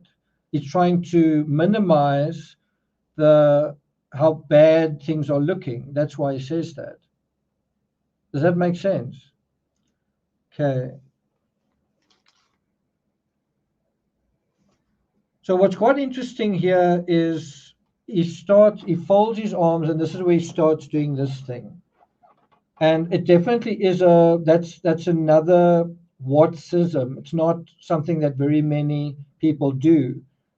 He does the same thing when he's looking at the Trinastich security footage. He kind of can't stand still. He kind of sways a little. And this brings us to the biggest, boldest lie that he tells during the Sermon on the Porch. Thanks a lot. Thanks for that. This is the biggest, boldest lie that he tells. Well, let's get to it. This might be a tough question, but did you guys get into an argument before she left? It wasn't like an argument. We had an emotional conversation, but I'll leave it at that. But it's. You see, there again, he's asked something about his connection to Shanann, and look at his face. He's smiling, and he doesn't want to talk about it. Actually, this is for Watts, this is quite aggressive. He shuts down the reporter and he says, let's leave it at that. And the reporter does. Bear in mind, if the reporter antagonizes him too much, this is not like Coda in the cubicle or Tammy Lee in that same cubicle doing a polygraph, where they've got some kind of control over him. Here, he can shut down the interview at any point. What is interesting about this interview is number one, he's not got his wedding ring on, and number two, he hasn't mentioned at all 5 minutes into this that Shanann's pregnant. It's quite an important part of this whole thing. She's 15 weeks pregnant, and she hasn't been feeling very well. But here he is, his arms are folded, he's swaying, and this is when it's dealing with his relationship with Shanann. Now, when he is asked about his relationship with his kids, he kind of laughs about it, and he covers it over with narrative. When it comes to his relationship with Shanann, he's definitely more guarded, and he should be, because Nicole Atkinson knows stuff, right? His own family know things. There's some information that's out there already that's clear that things aren't going so well. And so, but he basically says, I don't really want to talk about it. And that's also something that doesn't quite work here, where in the middle of, I'm here to plead for my wife's safe return, I don't really want to talk about the last time that I saw her. I just want them back. I just want them to come back.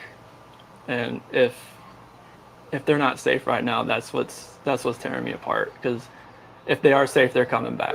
But if they're not, this has got to stop. Like, somebody has to come forward. You spoke to her family. Not safe right now. That's what's tearing me apart. Because if they are, It's I think the second time that he said tearing me apart, and I really think he was feeling torn apart. What did I write here? When he's swaying like that, and the question is asked is about his relationship with Shanann. I think that was traumatic for him. His relationship with Shanann was traumatic. Bear in mind, Shanann had just told him weeks earlier that he's not, this is in South Carolina, that you are not to visit your own parents. Well, she actually said you are not to take the kids to your parents. And then eventually went to see, he was there for about a week, and he only saw his parents for part of one day. And the other thing that, remember, his parents didn't even come to his wedding. So I do think his relationship with Shanann was, for him, traumatic. And part of the trauma was Nutgate, where Shanann had said, she'd said, I never want to see your parents again, and your children are never going to see your parents again, which in a way suited this part of the equation, in a way that played into this part of the equation. But I think in the biggest way that this was traumatic for him was he was afraid of a divorce. I think in the same way that Michelle Troconis, Jennifer Doulos, in the same way that Jennifer Doulos was terrified of Fotis Doulos. I mean, I don't know if you guys know this. Jennifer smuggled her kids out of the house in the middle of the night just to some other property. And then the next day, Fotis called the police, reported them missing, and reported his wife as having stolen property. And so she was literally terrified of him, and with good reason. And you might think Chris Watts wasn't terrified. Why would he be terrified of Shanann when he's a man and she's a woman? But he was an introvert, and Shanann was not only an extrovert. She had a lot of social power. She had a lot of friends, and Shanann could get really upset if he didn't park in the right place. Shanann took control of the finances. And so I think when it came to divorce, I think the thing that he was the most terrified of was that he was going to lose Nicole Kessinger. That even if he agreed to have a divorce, Shanann was going to do such a scorched earth policy that he was going to lose Nicole Kessinger. I just want to play this part from this sentencing. To begin a relationship with a new love that overpowered all decency and feelings for his wife, his daughters, and unborn son. While Shanann texted the defendant over and over again in the days and weeks leading up to her death, attempting to save her marriage, the defendant secreted pictures of his girlfriend into his phone. And so they were having a really intense sexual relationship, but he knew that he wasn't going to be able to keep that up as soon as Shanann got back. That wasn't going to be able to. He wasn't going to be able to keep that up, and so that is what he was terrified of. He was also terrified of Nicole Kessinger finding out. And I know this is a little bit problematic. Like, some people think they know that Shanann was pregnant. Nicole wasn't on Facebook, and it's possible that she knew Shanann was pregnant, but it's also possible that Chris Watts had lied to her and said, it's not my child, and that's part of why I'm getting divorced. And it makes sense to me that she might believe that for a short period of time. And that is also why Watts tried really hard to shut down the gender reveal, because the gender reveal would absolutely prove that he was still in a marriage, that the divorce proceedings hadn't really started, and that he was the father, right? He would need to participate in the gender reveal. Okay, and so when he says, I just want them back, and there's another big smile, does he? Does he want them back? Or say if they're coming back, but if they're not, this has got to stop. Like, somebody has to come forward. You spoken to her family, like her parents? Yeah, they've been in constant. That's also a fascinating double statement where he says somebody has to come forward. Well, guess what? Somebody did. He's right. Somebody does have to come forward. Well, that somebody did. Nicole Kessinger. She came back forward like the next day. I think it was Wednesday. She came forward.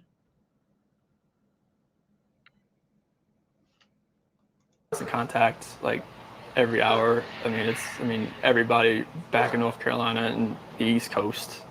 I mean, from Maine to Florida. What is her parents saying to you? Like, They're just like if they need to get on a flight, just let them know. Because I mean, So I just need to go back a little. I've just missed something. He says, I just want them back. And then he says, and if. And then look where he looks. Let's have a look at this. back in North Carolina and the East Coast. If they're not safe right now, that's what's. I just want them back. I just want them to come back. I'll leave it at that. But I just want them back. So here, if you're paying attention, he actually laughs out loud. I just want them back. I just want them back. Can you imagine Barry Morphew doing that? I just want Suzanne back. And then he laughs. I can't imagine him doing it. Look at the difference. I just want them to come back. And if they're not safe right now, that's what's tearing me apart. If they're not safe right now, that's what's. I just want them to come back. So I know what I said earlier. I said, isn't this the biggest hand gesture? He does give quite a few big hand gestures after that, but that was certainly, he's trying to kind of hold himself together.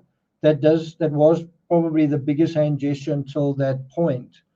And then, as I say, slapping himself as he brings his hand back.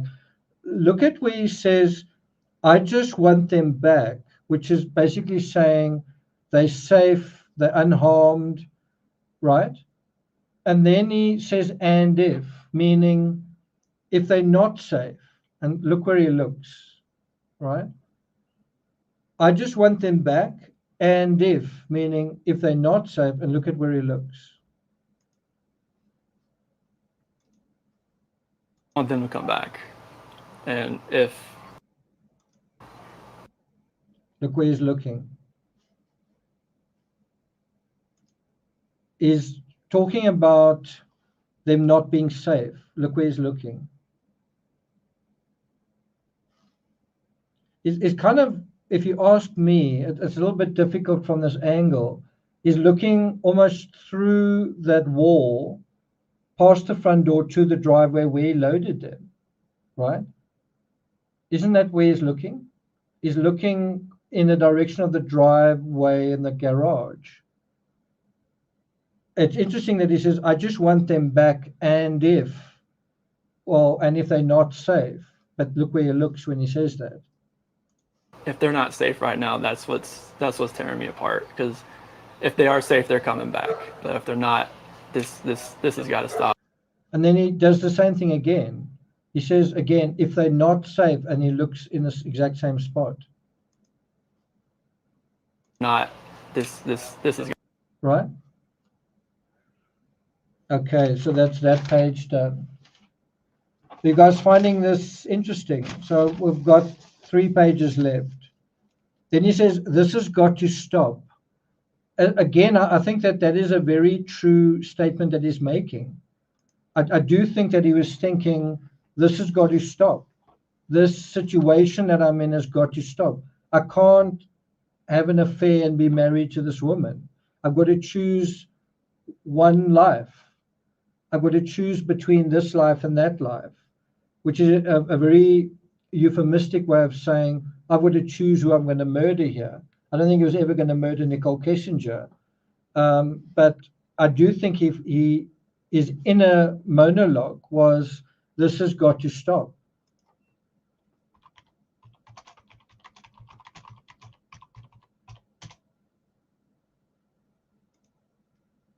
And then he says, then he's asked the question, have you spoken to her family? And conveniently, all their family are far away. You got to stop. Like, somebody has to come forward. You spoken to her family, like her parents? Yeah, they've been in constant contact, like every hour. I mean, everybody back in North Carolina and the East Coast. I mean, from Maine to Florida. I don't know how good your memories are, but can you remember very early on, very soon, very quickly, after Shanann and the kids disappeared, someone on Shanann's side suggested that he'd thrown them into oil, and that turned out to be true. Do you remember that? Anyway, then he says, they're helpless right now. What is her parents saying to you? Like, They're just like if they need to get on a flight, just let them know, because I mean they feel helpless right now because they're on the opposite side of the country. So that's also, I think, a broadly true statement to make of Shanann and the kids. They're helpless right now.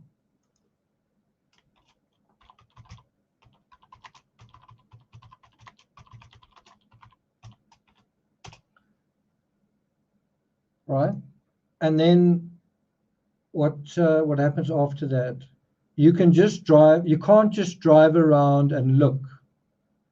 So it's quite interesting how he says they're helpless right now. It's almost like there's a feeling of helplessness with a lot of people.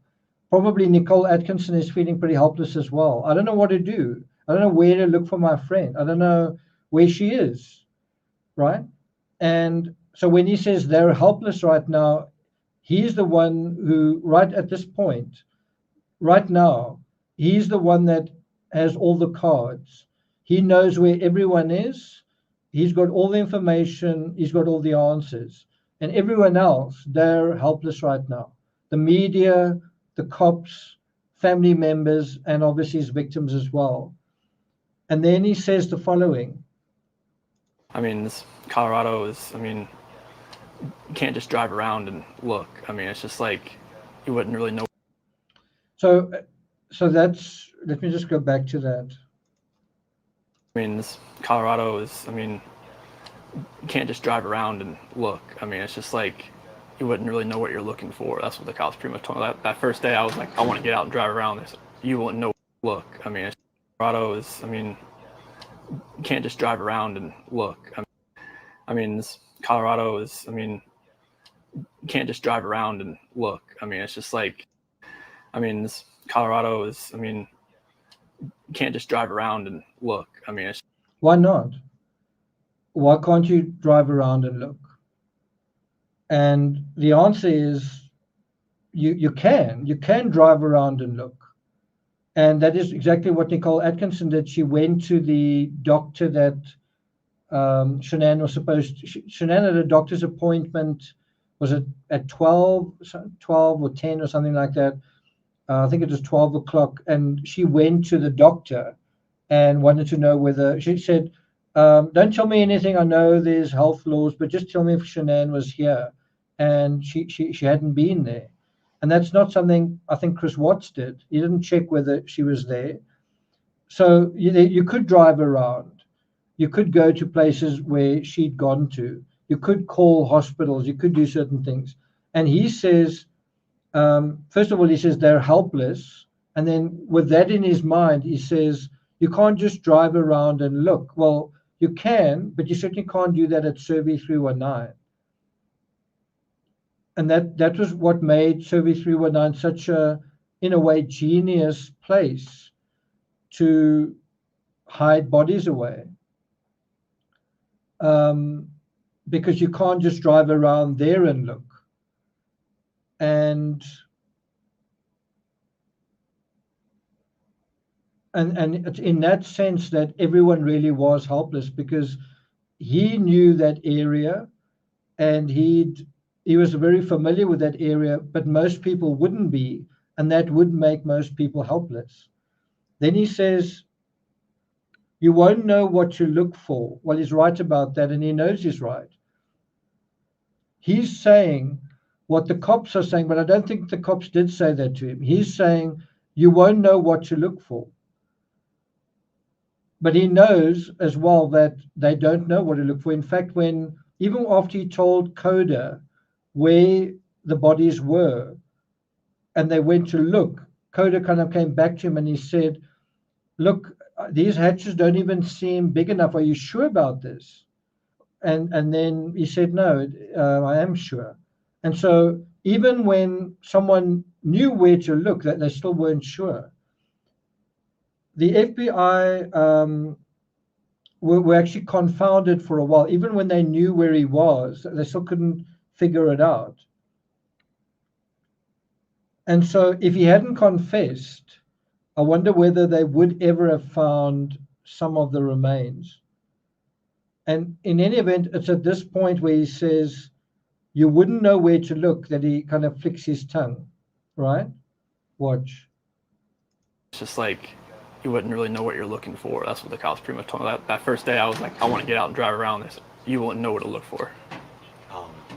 Last couple of questions. What is law enforcement? What have the police or the sheriffs or? There it comes. Okay. I don't know. Wasn't there one earlier? You wouldn't really know what you're looking for. That's what the cops pretty much on the side of the country.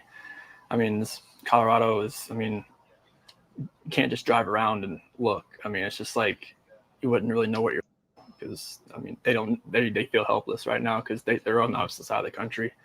I mean, Colorado is, I mean, you can't just drive around and look. I mean, it's just like, you wouldn't really know what you're looking for. That's what the cops pretty much told me. That first day, I was like. So can you see how when he's lying, because I mean, there's also, that's not the bold-faced lie, by the way. It's one of the big ones. I mean, he knows where they are and that people should be looking for them. But he's certainly right about, you can't just drive around and look. You wouldn't know what to look for. You wouldn't even think of looking in oil tanks, right? Yeah, you can see how the duping delight is playing with his facial expressions. You can see how he's talking about essentially the worst part of this entire case, the most horrific part of this entire case. And the sides of his mouth are sort of twisting upwards, right? Do you notice that? And that gives you a good sense of how bad he is at lying. He's not a straight-faced liar. He's definitely not a good at lying.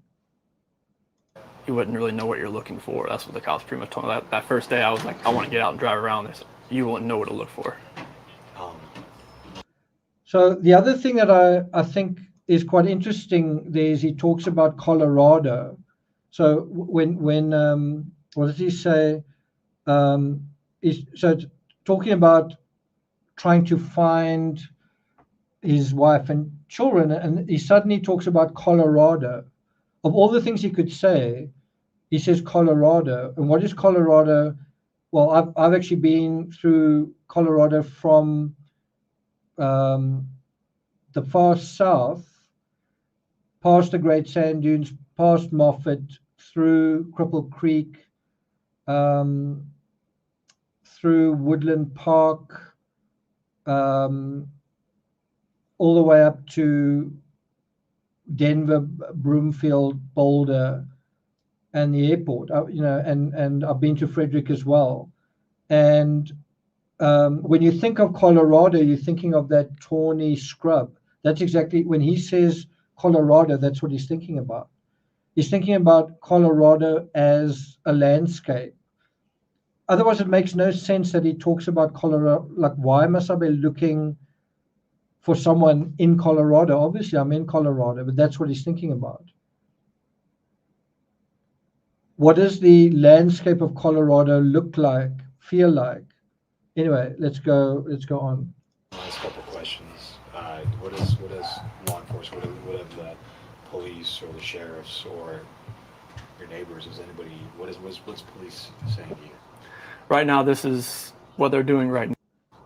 Right now, this Okay, so this is where he almost seems to catch a wake up, where he's been waffling on and he seems to think he's very clever. And suddenly the reporter says, "What are the police saying?" And he suddenly seems to realize, oh shit, this is actually a murder investigation.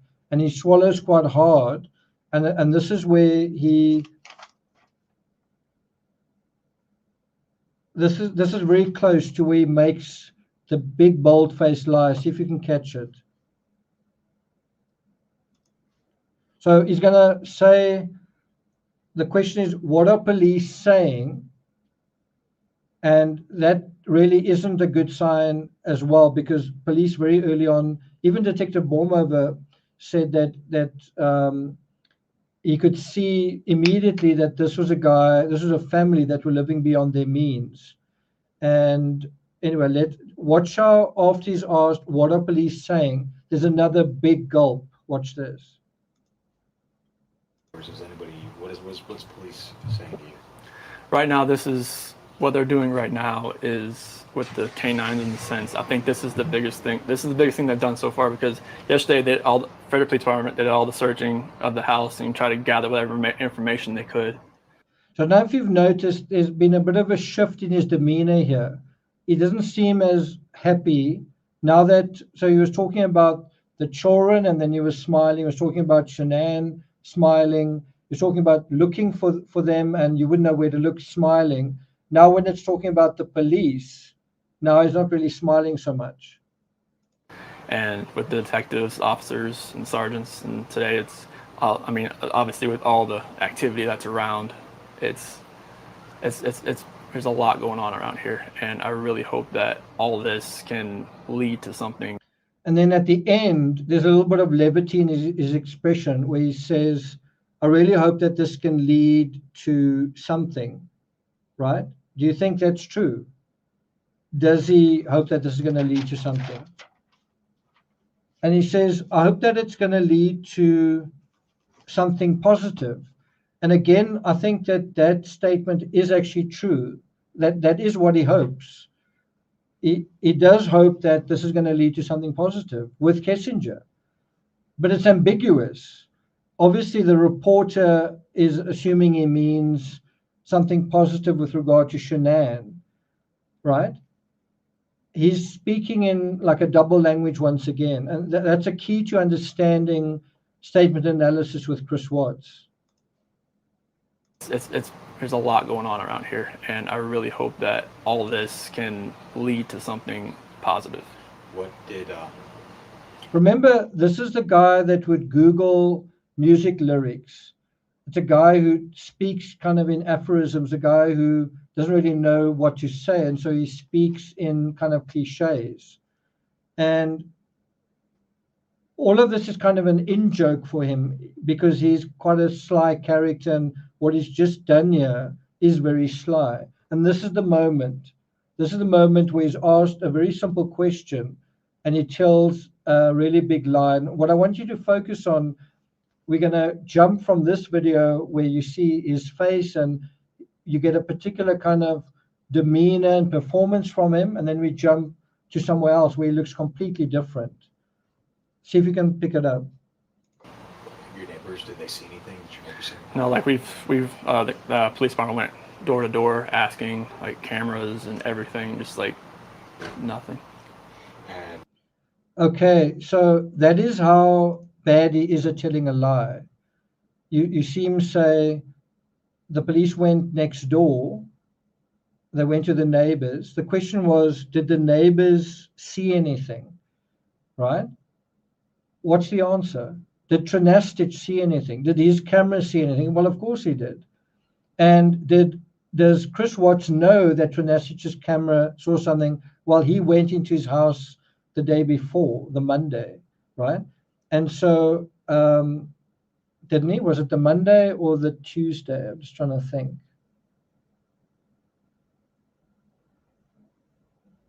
Anyway, And so look at his behavior from this kind of levity to this. No, like the police department went door to door asking like cameras and everything, just like nothing. And So was there nothing? No, the answer is there was something. There was this. Usually park out there on the side. I just want to get everything back in. Be easier, so lugging everything out there, all the tools that I had to bring in. How does he look over here? Is there any sign of a smile here? Look at his body language as well.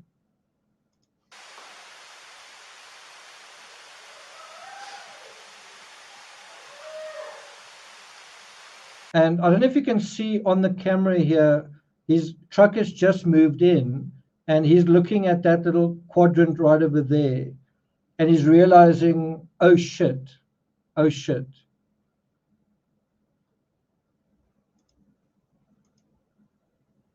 So right over there, his truck hasn't moved in.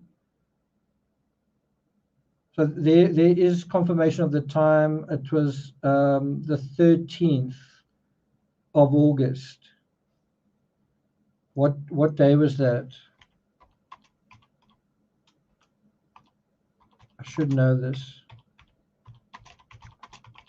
Wasn't it Monday? Yeah, Monday. So remember the interview with Denver 7 was on the Tuesdays asked, right? Do you want me to play that again? He's asked, what do the neighbors know? What do the neighbors say? And this is what he says. my last question, if you have, what did your neighbors, did they see anything? Did your neighbors see anything? No, like the police department went door to door asking like cameras and everything, just like nothing. And my last, Can you see how he leaks information? He says they went door to door like cameras, and that's exactly what this is about, a camera at the next door neighbor.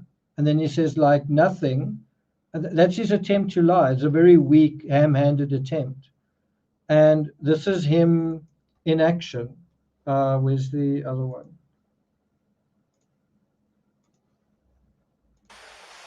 So there the truck is moving in. Going to reverse in now and look at him. He can't bear to look.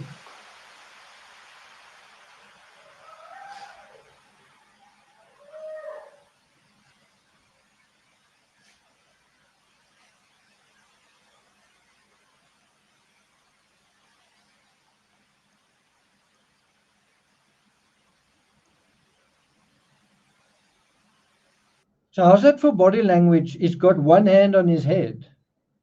You kind of get the feeling it's almost like a face palm, but it's to the side of his head, and is almost like blocking the screen partially. Bear in mind, the only part of the screen that he really wants to block is that part there.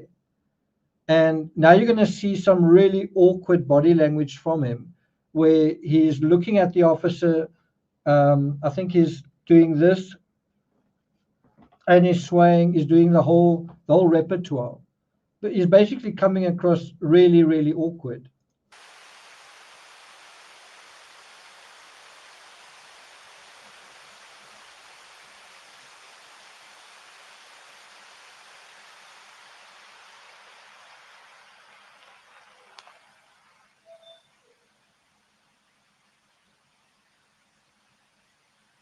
I mean, does he know that he's actually swaying side to side in front of two other men?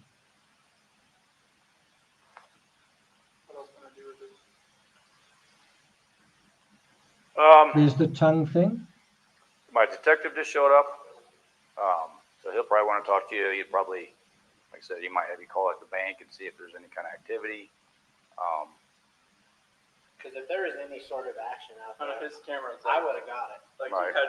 we had issues the other week when people were stealing stuff out of like garages and stuff like that, and I had parked my truck I right had here. to park right here. Yeah, so You someone can see if I can- anything here. yeah, we're stealing stuff out of like garages and stuff like that, So this is a extraordinary body language in contrast. You've got him literally pointing in the opposite direction to where the screen is, and then a moment later Trinastic steps forward and he points to the screen. In other words, talk about misdirection, but very clumsy misdirection. Somebody else stole tools out my vehicle over there, look over there, don't look at the screen. And then he says, no, look at the screen. And it's kind of a about turn 180, right? Yeah. Okay, someone, I could see where someone tried to jim me with a flathead screwdriver over there, and it was just like. But if any action would have happened, any cars or anything left your house, I would If it would have. have been like right in that area, it should have picked. I mean, Oh, it'll pick up anything coming down the street this way. you know where that trigger is? Oh, yeah. Okay. Watch out. So every now and then it looks like Watts is deliberately trying to block that piece of the television. You'll see a little bit earlier, he's done it again. There's that little piece that you can see, and that's the part that he's actually blocking off. There's nothing on here. We've already watched that one. And now watch what happens. There's a little short clip of a child in utero or something, and look at Watts's face. He's under a lot of stress at this moment, and look at his face when he says what he says. But like, you'll see this car. What security system do you have? Explain this car. You can see this car starting to drive down the street. That one. Oh, what? See what I'm saying? It picks up all the way down there. That's cool. He's next door. Can we go? Talking about dispatcher. Yeah, be code 4. Cause yeah, we can pick up cars coming this way. I get anything coming this way and making this turn. So Can you see where Watts is looking? His eyes are just there. He's probably thinking this is going to make or break me. Just, there it is.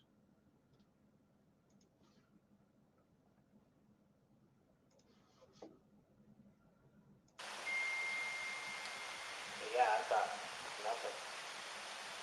Nothing for the rest of the day. No, that's it. She's pregnant as well. How far? See, and if that's not a guilty face, I don't know. She's pregnant as well. Maybe it's a good time to mention that at some point. That's something that he doesn't mention at all during the Sermon on the Porch. It's actually mentioned in the second clip. There's like a 7-minute section where he's on the porch, and there's another, I think, 8-minute interview after that on the driveway. And that question is brought up right at the end, in the last seconds. And that's when the interview ends. I think he says, I don't really want to talk about it. And you can imagine if the reporter had brought that up during the first 7 minutes on the porch, that would have nixed the interview. Because that's really the thing that he's got to guard against. He's okay talking about everything except that one thing. Okay, let's go back to this. Last question, if you have any though, so feel free to step in. My last question is, if your wife can see this, if she can watch this, what would you like to tell your wife and your kids? Shanann, Bella, Celeste, if you're out there, just come back. Like, if somebody has her, just please bring her back. I need to see everybody. I need to see everybody again. This house is not complete without anybody here. Please bring her back. That's it. I can take that mic off you. I think first and foremost. Okay. So I hope you found this analysis worthwhile. I haven't actually gone through everything, but if you guys want me to do like a part 2 dealing with the second part on the driveway, I can maybe do that at a later date. He also says at some point, if someone has her, and I must say, you got to wonder whether he was very sleep deprived when he gave this interview. Remember, he almost fell asleep in he did want to sleep in the cubicle after even after he confessed, he was like lying with his arms on the table. Also, Coda said to him, he must go home. I think he said how tired he was. You wonder how much of him giving away giving everything away was due to sleep deprivation. Where he says, I need to see everybody, again, shut eye. And what does he really need to see? He needs to see Kissinger. So, when he's saying that, I need to see everybody, why not say, I need to see my family? I need to see my children. He says, I need to see everybody. No, you don't need to see everybody. He wants to see Kissinger. And then he says, please bring her back. And it's at this point that he's actually admitting something has happened. So when he's asked to talk to Shanann, he says, if someone has her, please bring her back. And he admits, that's admitting something has happened. It's also admitting that there's someone else. He's saying, please bring her back. Again, it's like double language. Please bring Kissinger back, because he's been back in Colorado and he wants her back. He wants Kissinger back. And I think that speaks again of the guilty knowledge. Please bring her back. I mean, shouldn't it be bring them back, right? It's three people. It's not bring her back, bring them back. And I just find it interesting how he repeatedly looks at the driveway. It could be that there's activity on the driveway when he's looking there, but we know for a fact how he executed this crime. And what is quite remarkable is that he's standing right there. And as he's talking about elements of the crime scene, he's looking in those directions. Really is quite interesting. So I think I'm going to end off just by looking at the sentencing. And we're not going to play the whole thing, but we'll play just the last part of it. And searched and texted her at all hours of the night. While Shanann sent the defendant self-help and relationship counseling books, one of which, ironically enough, was thrown in the garbage. He was searching the internet for secluded vacation spots to take his new love in researching jewelry. And while Shanann took the girls to visit family in North Carolina, the defendant went to car museums and the sand dunes with his new girlfriend. Thank you. So if I've done my job, you can see a very big difference between the Chris Watts in the courtroom, the Chris Watts in the sermon on the porch, and the Chris Watts standing next to the Trinastich television, where he should really have been feeling like, okay, the game's up. But bear in mind, the sermon on the porch he gave the next day. I just want to show you his face here. I'm trying to see if I can.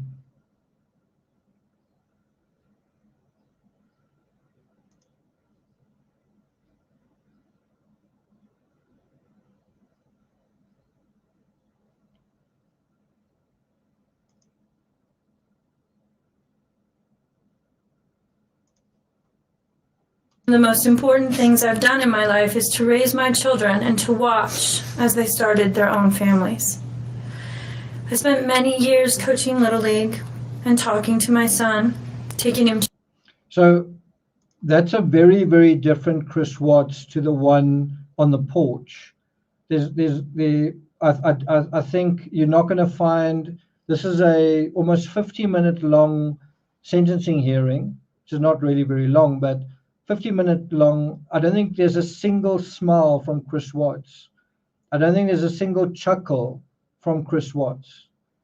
And this is the appropriate gravitas for a situation like the one that he's in, where his wife has disappeared, his children have disappeared, and kind of what has happened to them. And look how different he is. He's got his glasses on. He's not looking as fit and strong and cocky and confident as he did on the porch. And you've got to wonder, what the hell was he thinking when he gave that interview in the Sermon on the Porch? And I think the answer is he wasn't thinking.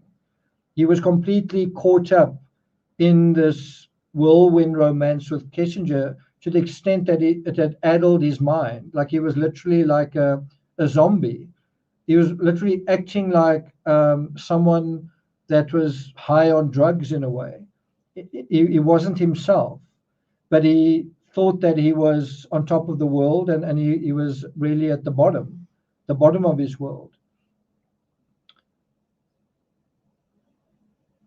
Stephanie, good to see you. Stephanie says, I remember following along on Patreon as you wrote Post-Truth. It helped me find closure. I highly recommend this book to all. So yeah, that was the very last book I wrote on this case, Post-Truth, Silver Fox Post-Truth. And if you guys don't know me and you find my analysis interesting, well, it's this book. Let's just put it up over there. Silver Fox Post-Truth. It's got quite a good rating, 4.1. I've got other books that have got a higher rating, like Silver Fox Wedded Husband. This one is rated, this is possibly my highest rated book of all of them, 4.7 out of 5. So this is from the paperback as well. So if you guys are interested in the series, it's, see if I can, anyway. What's the series? I think that's the series over there, book 3 of 3. So if you guys are interested, it's available on Kindle and in paperback. If you guys are watching this on replay, let me know in the comments, well, even you guys in chat now, if you guys want me to do a follow-up of the sermon on the driveway, that 8-minute section. Earth says, I need these books. Okay, so that is it from me. Liz Graham says, be nice to hold a book. I also wrote a book on Nicole Kessinger. It's called Two-Face, the Mysterious Mistress. Let me just get the proper title for that one.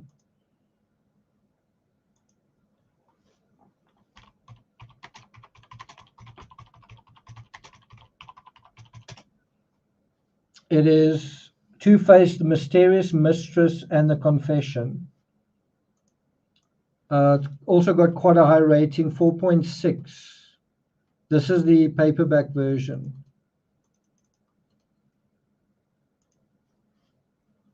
So I don't know if the whole link is going to go into there. Probably not. It's not going to fit in. I think if I do that, where is it?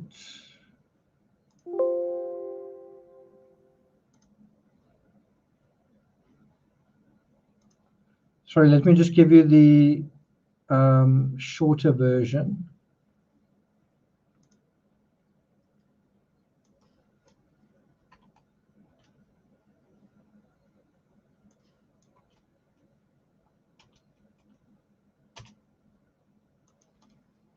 There it is. Obviously, if you're from the UK, then it's not .com, it's .co. Thanks, Stephanie. You just beat me to it. If you're from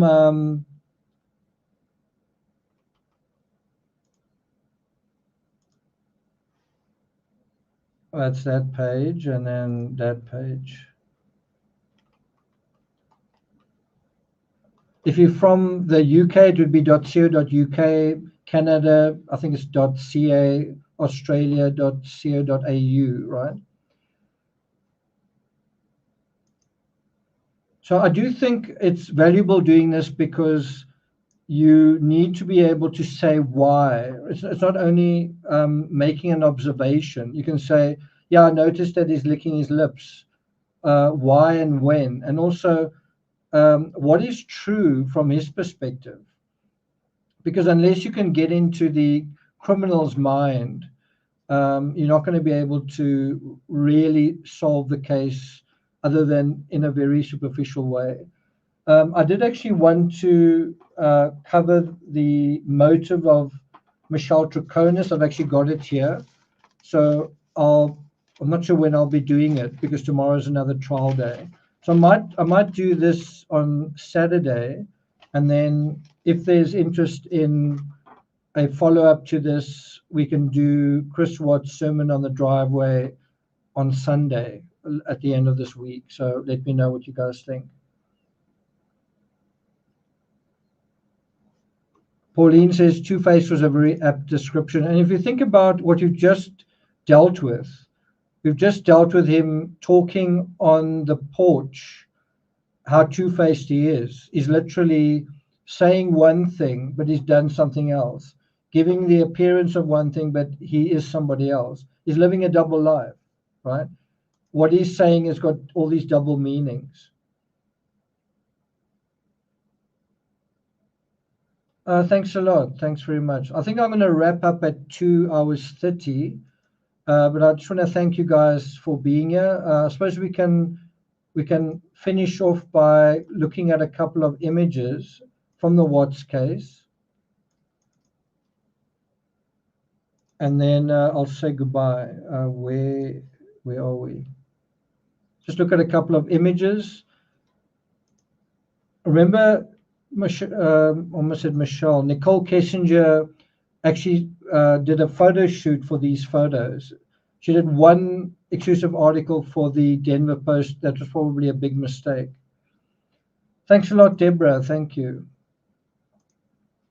And I think she is part of the answer. Why? Well, because he loved you. He was in an affair with you. He was obsessed with you. But the other thing was he was afraid of Shanann, and he didn't have any money. He couldn't afford a divorce, right?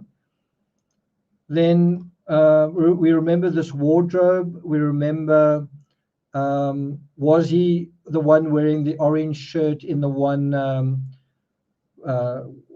shop? Was it a Conacher? I've always found this a very telling post. Can you tell mommy is home? They only want mommy. And if you think about where this case ultimately ended, you know, he didn't feel part of this family. Whose fault is that? Whose fault is it that he didn't feel part of the family? I don't know why that's there. This shouldn't be there. There she's wearing the shirt that she was actually, I'm just trying to remember. I think she was wearing that shirt when she arrived from the airport, right? Do I have that right, or is that the shirt that she was found in? As far as I remember, that's the shirt she arrived home in. Yeah, when she got there. Donna English is about to pass out. There you can see Chris Watts has got his wedding ring on, and he did seem to have a fairly close relationship with Bella. But why didn't he have a closer relationship? And maybe part of the answer is he found another side to himself when he lost weight, when he became, you know, for the first time in his life, he was quite slim and trim, muscular, and he hadn't had a lot of girlfriends in his life. And he made a comment that I've never forgotten. He said something like, I didn't know women like this existed. When he met Kessinger, she was someone that to him was totally different to Shanann. She was outdoorsy. She liked exercising. She seemed healthy. Her finances were good. She was like one of the guys as well. She was a colleague. That's also kind of a similarity between Chris Watts, Nicole Kessinger, and Michelle Troconis and Fotis Dulos. They were kind of colleagues. That can create quite a close bond. Think about Shanann Watts's relationships with her co-workers, I mean, her best friend, Nicole Atkinson, was a co-worker essentially.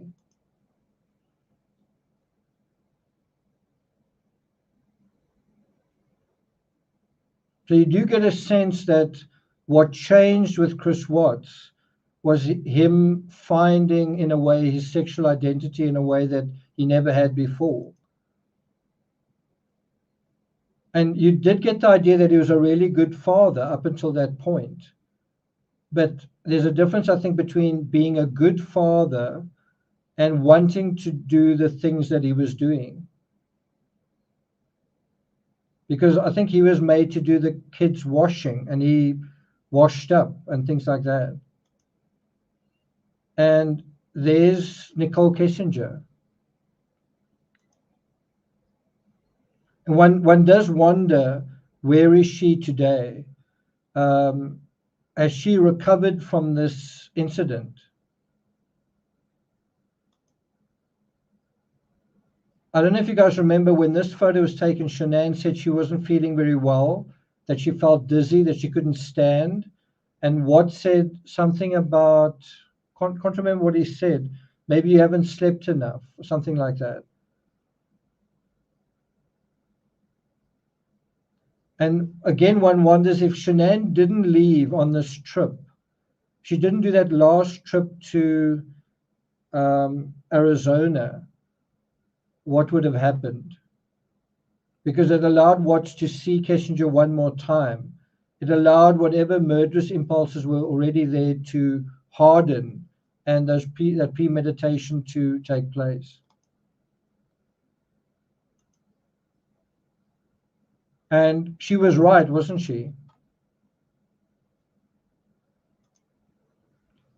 And I think that is very underestimated, is what drove Chris Watts to commit this crime.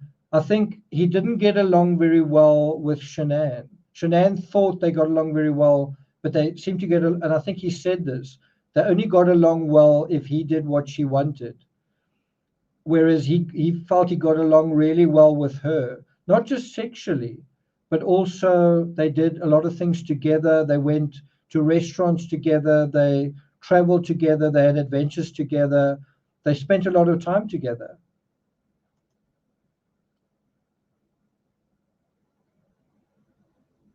Anyway, that is it from me. I'll go through a couple of comments and then I'll be out of here. Yeah, that's exactly it. That's exactly it. That's also true. But I don't think it's as simple as Nicole pursued him. He also pursued her. I think he was flattered that she pursued him.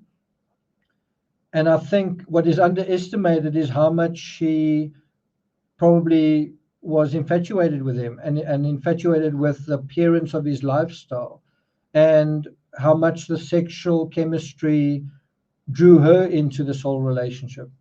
That she saw a man who was a good father and a stable figure. Obviously, it was not true. Half of it wasn't true. But at the end of the day, he did want another life.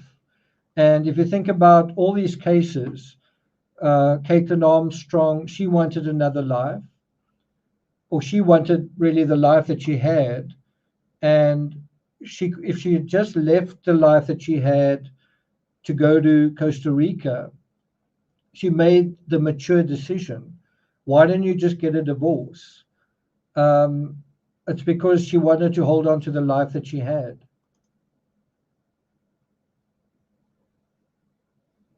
Very much so, very much so. There were a lot of people who said to me, I don't know why you're covering this case. It's so obvious, he's so one-dimensional, right? And there is some truth to that.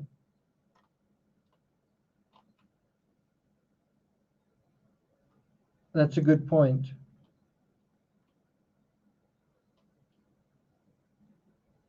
I'm not sure if I believe that part. I think in the very early days, I mean, Shanann once said how he let her lie on his lap. And bear in mind, if he's never ever had a relationship, then maybe the early days of that relationship did mean something to him.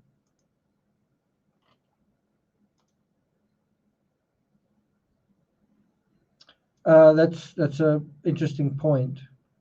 I do personally feel that the Watts case was almost the first truly true crime case that was kind of populated with social media.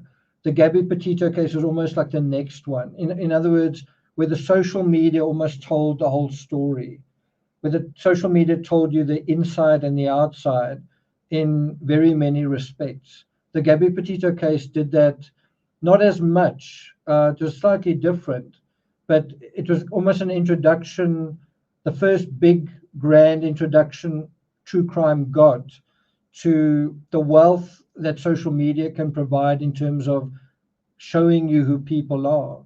And for the first time, you really got a very clear view inside out of the inside of the home, of the inside of the family interactions. You got to know them very well, which is why the horror of what happened struck such a chord with us, because you got to know these people so well. You got to know each one of them very, very clearly and intimately within all of those Thrive spiels, and that was kind of opening the door to all the cases that followed that also have the social media component. But you're right, it was all a facade. Anyway, that's it from me. Thanks a lot, guys, for joining me. Mods, thanks a lot for being here. And welcome to all the new members, new subscribers. Thanks so much for the super chats. And as I say, if there's interest, I'll do a follow-up just on the sermon aspect next Sunday. So look out for that. Thanks, guys. Take care. Have a good night. And I'll see you guys next time.